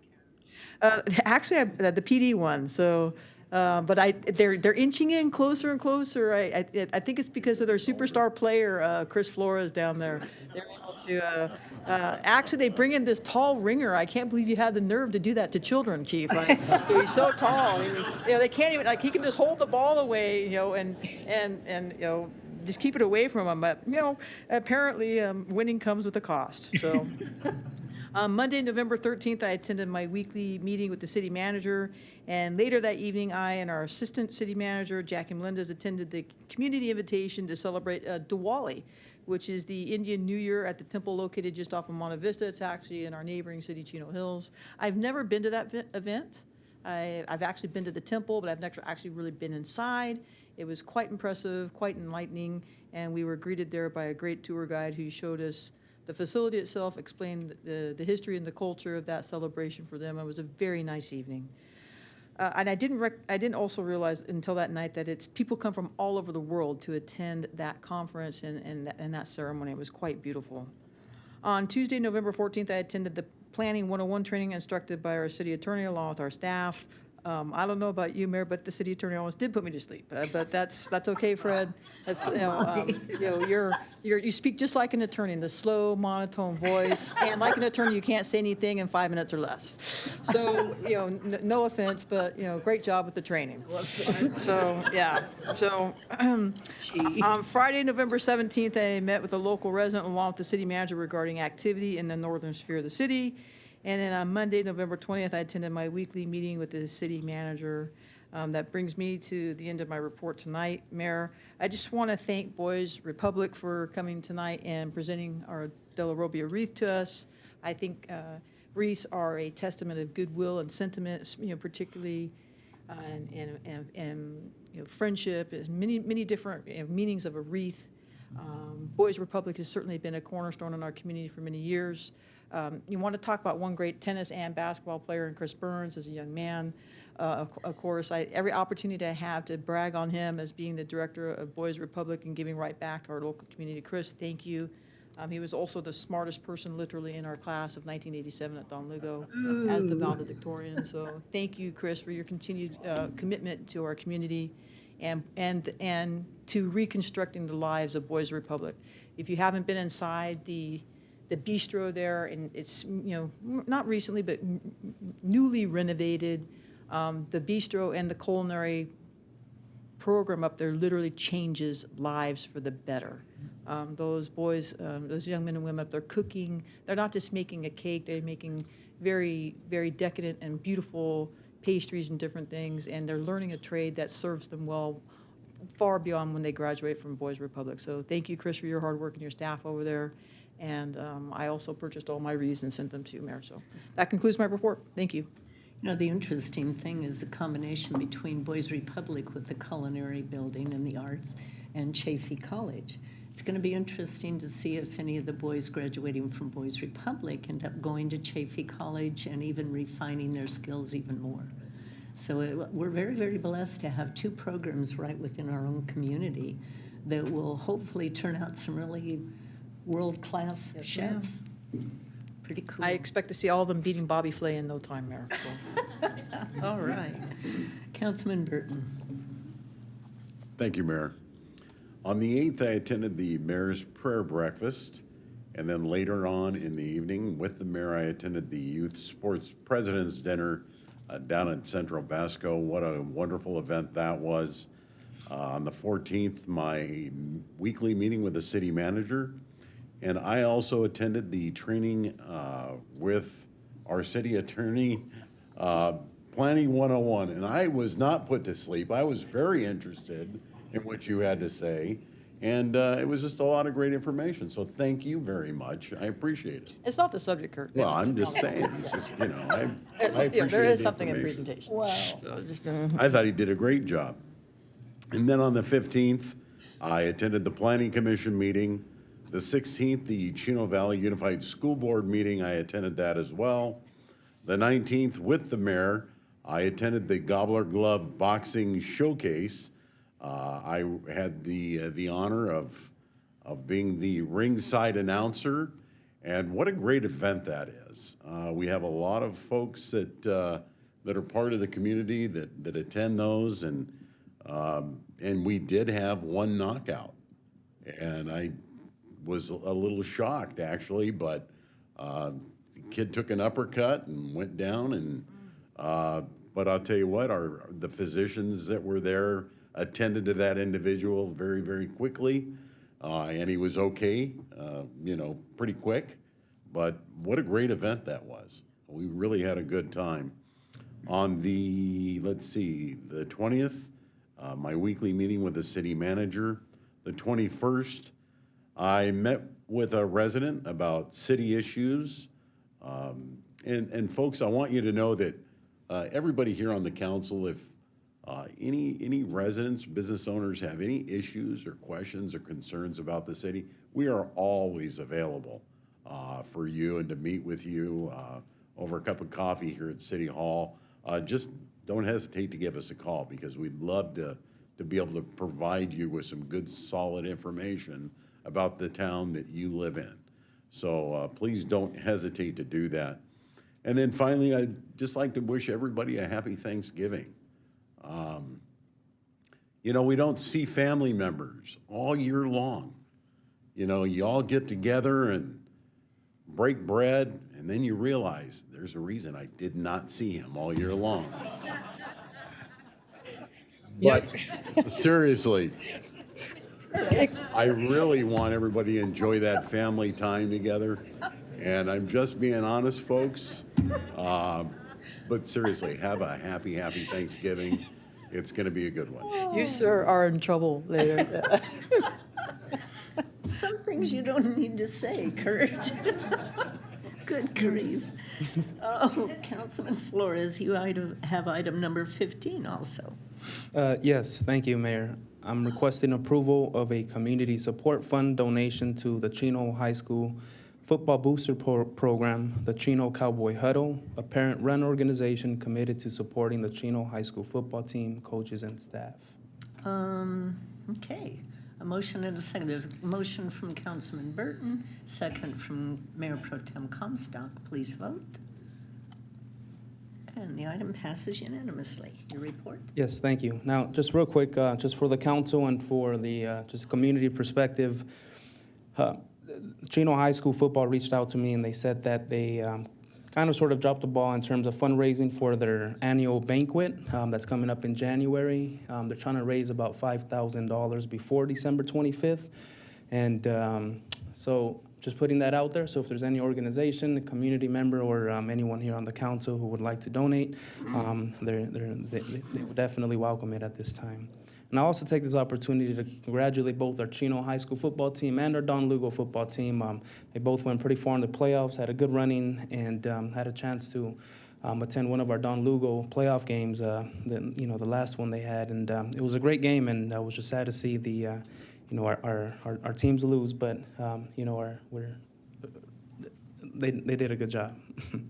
So now on with my report. On the 8th of November, I attended the mayor's prayer breakfast. That same day, later that evening, I attended the Chino Valley Fire District Board meeting. And one of the bigger topics of the night were Harvey Luth was promoted from board member to president of the board, and board member Sarah Ramos-Evinger was promoted to vice president. So congratulations to both of them, and we're very lucky because we have not just now the current president and the vice president who come and attend our meetings, but we also have the walking living legend, Chief Williams here, who attends our meetings as well. On the 11th, living legend. On the 11th of November, I attended the Veterans Day ceremony.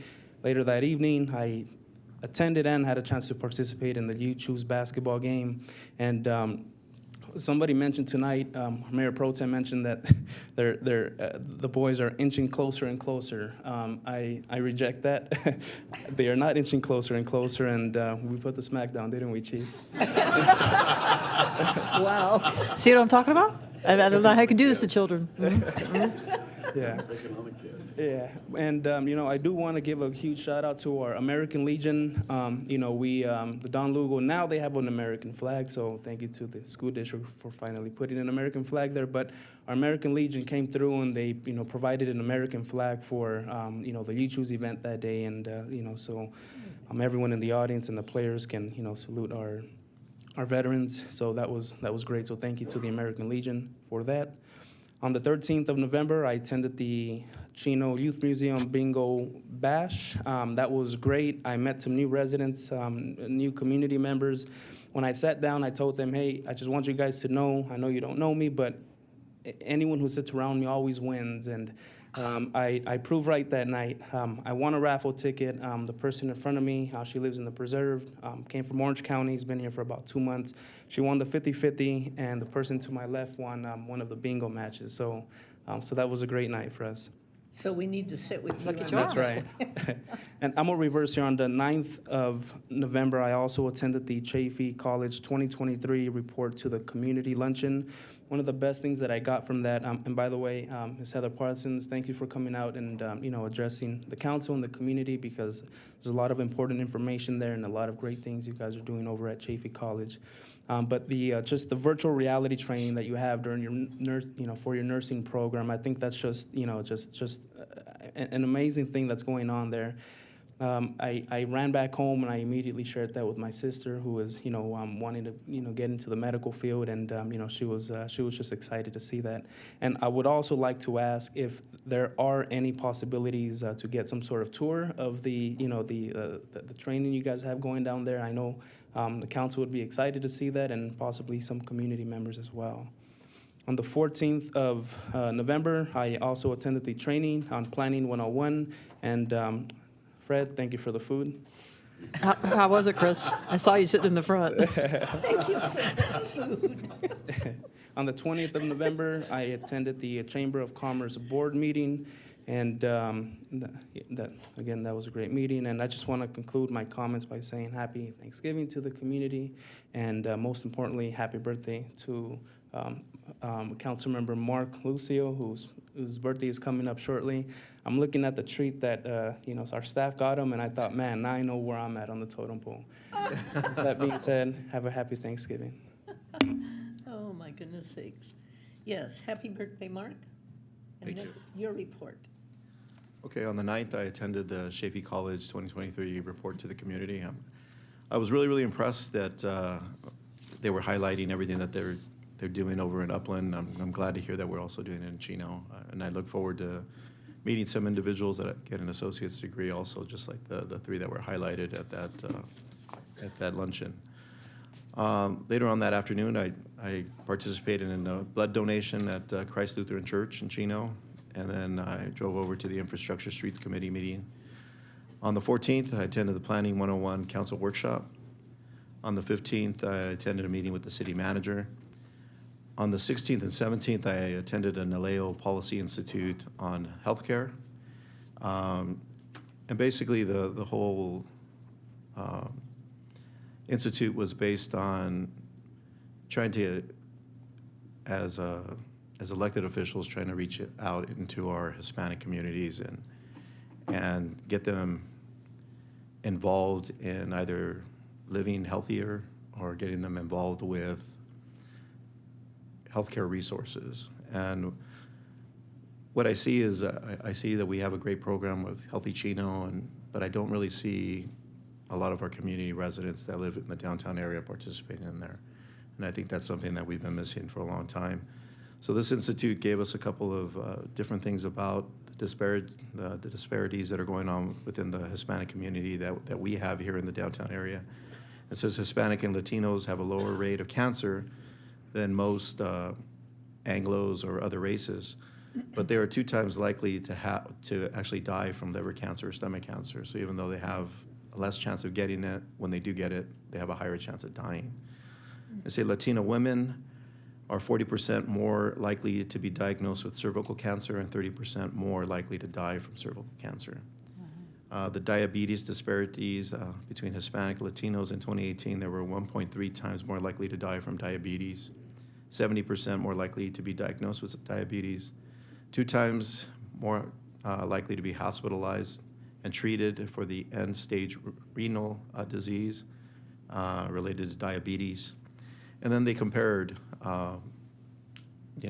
Latin or Hispanic people that are born in the United States and people that come from another country. And they say that about half that are foreign-born will have a higher chance of getting heart disease, 48% more cancer, 29% more high blood pressure, and 45% higher cholesterol. And then what they also found is it's not that they don't have health insurance, they do. It's just that they don't talk to their doctors, and there's a lack of communication, whether or not they understand what they're being told or they don't understand what they're being told. And one of the reasons I went to it was because we lost my dad in June, and my dad was being treated for high blood pressure, but he never communicated with his doctor. And he walked every day, and he was always watching what he ate, so we thought we were going to have him forever. And the reality was, although he was getting medication for high blood pressure, and he would go to the doctor twice a year to check on it, every time he went, they would tell him his blood pressure was high, and he would just say, oh, it's something I ate. But he never communicated with them to check to see if the high blood pressure medication was actually working. And so when they did the autopsy, they found that he had hardening of the arteries as a result of long-term high blood pressure and it not being properly treated. So I say that to challenge our staff to come up with ways that we can include our residents in the downtown area so that we can bring some resources either from the county or other resources to come in and be able to host some sort of health fairs specifically targeting that community so that they're aware, and then not only that, but have people that could translate to them so that they understand what they're being diagnosed with and how they need to treat it and how often they need to be able to look at it and be able to make sure that it's working, because as we all know, sometimes we get given some sort of medication, it's not working for us, and then we have to change it. But unfortunately for them, people that are new to this country, they don't like to seek medical advice, and they don't particularly go unless they're really, really sick. And as we know, that sometimes it's just too late. And then obviously, healthier eating would be ideal, is to get them to start eating healthy and exercising and everything else. But I want to challenge us to see what we can come up with to somehow include them in our Healthy Chino, because I think we do have a great Healthy Chino, but I think there's that community that we're not really reaching. And on the 17th, I met with Supervisor Hagman. On the 21st, I had another meeting with the city manager. And I'll just end with have a happy Thanksgiving and enjoy your families. And that's it. Okay, City Manager Reich. Thank you, Mayor. First, I'd like to thank the council for your leadership on this item tonight in protecting Chino's future. I'd like to also thank our team for the work that went into this presentation tonight. It was a lot of hard work by our team to put these numbers together. Happy Thanksgiving to everyone, to our city employees who work so hard all year long. Enjoy your family and friends, and happy birthday, council member. I hope you have a good time. Don't eat all those cookies at once. City Attorney Galante, you've been Mayor, roasted tonight. You know, I was reflecting on several things I'm very thankful for, and I wanted to share with the council. One of them is that I did not distribute any evaluation forms following my Planning 101 presentation. No, it's tough to make the law very exciting, but thank you for your attendance, and happy Thanksgiving, all. You actually did a very good job, Fred, taking a subject like that and making it interesting, so good job. Poor Fred. It keeps you humble. Oh, Chief Vincent. Thank you, Mayor. So with Christmas approaching, we are once again partnering with You Choose with the annual toy giveaway. This is a great event where we collect toys everywhere, ages from newborn all the way up to 17 years old, unwrapped toys, and we give them away on December 9th to our families out in the community that can't necessarily afford a lot of the toys that we have. So it's a great event, but we have collection boxes in the lobby of the Chino Police Department. We'll be collecting these toys between now and December 6th. And then just lastly, the You Choose basketball game was a great fundraiser, but us cops, we really, really do not like losing. So we bring Tony Farmer, a former NBA basketball player. We make him a volunteer for the Chino Police Department for about 4 hours. And we take on, but they're not kids. They are not kids. These are like young adults. They are like slam dunking the basketball. Their team is very, very good. Where's Richard at? Did he leave? Yeah. But it was a great time. It was a great night, great fundraiser, and partnering with the You Choose, it's a great community outreach program. So that concludes my report. Unless you have any questions. Any questions of the chief? There was an article in the newspaper about someone who had an item for sale on OfferUp, and they were robbed. Would you please explain to the public that you have a place in the PD parking lot for people who want to transact business? We do. So that's very common on OfferUp, on Facebook Marketplace, online sale. It happens all the time, and a lot of them are obviously legitimate and they're safe, but there are some that aren't. And so we do have a place in the front of our police department. There's a sign posted where you can, when you go to meet with the person that you're buying the item from, you can arrange to meet them in front of the police department.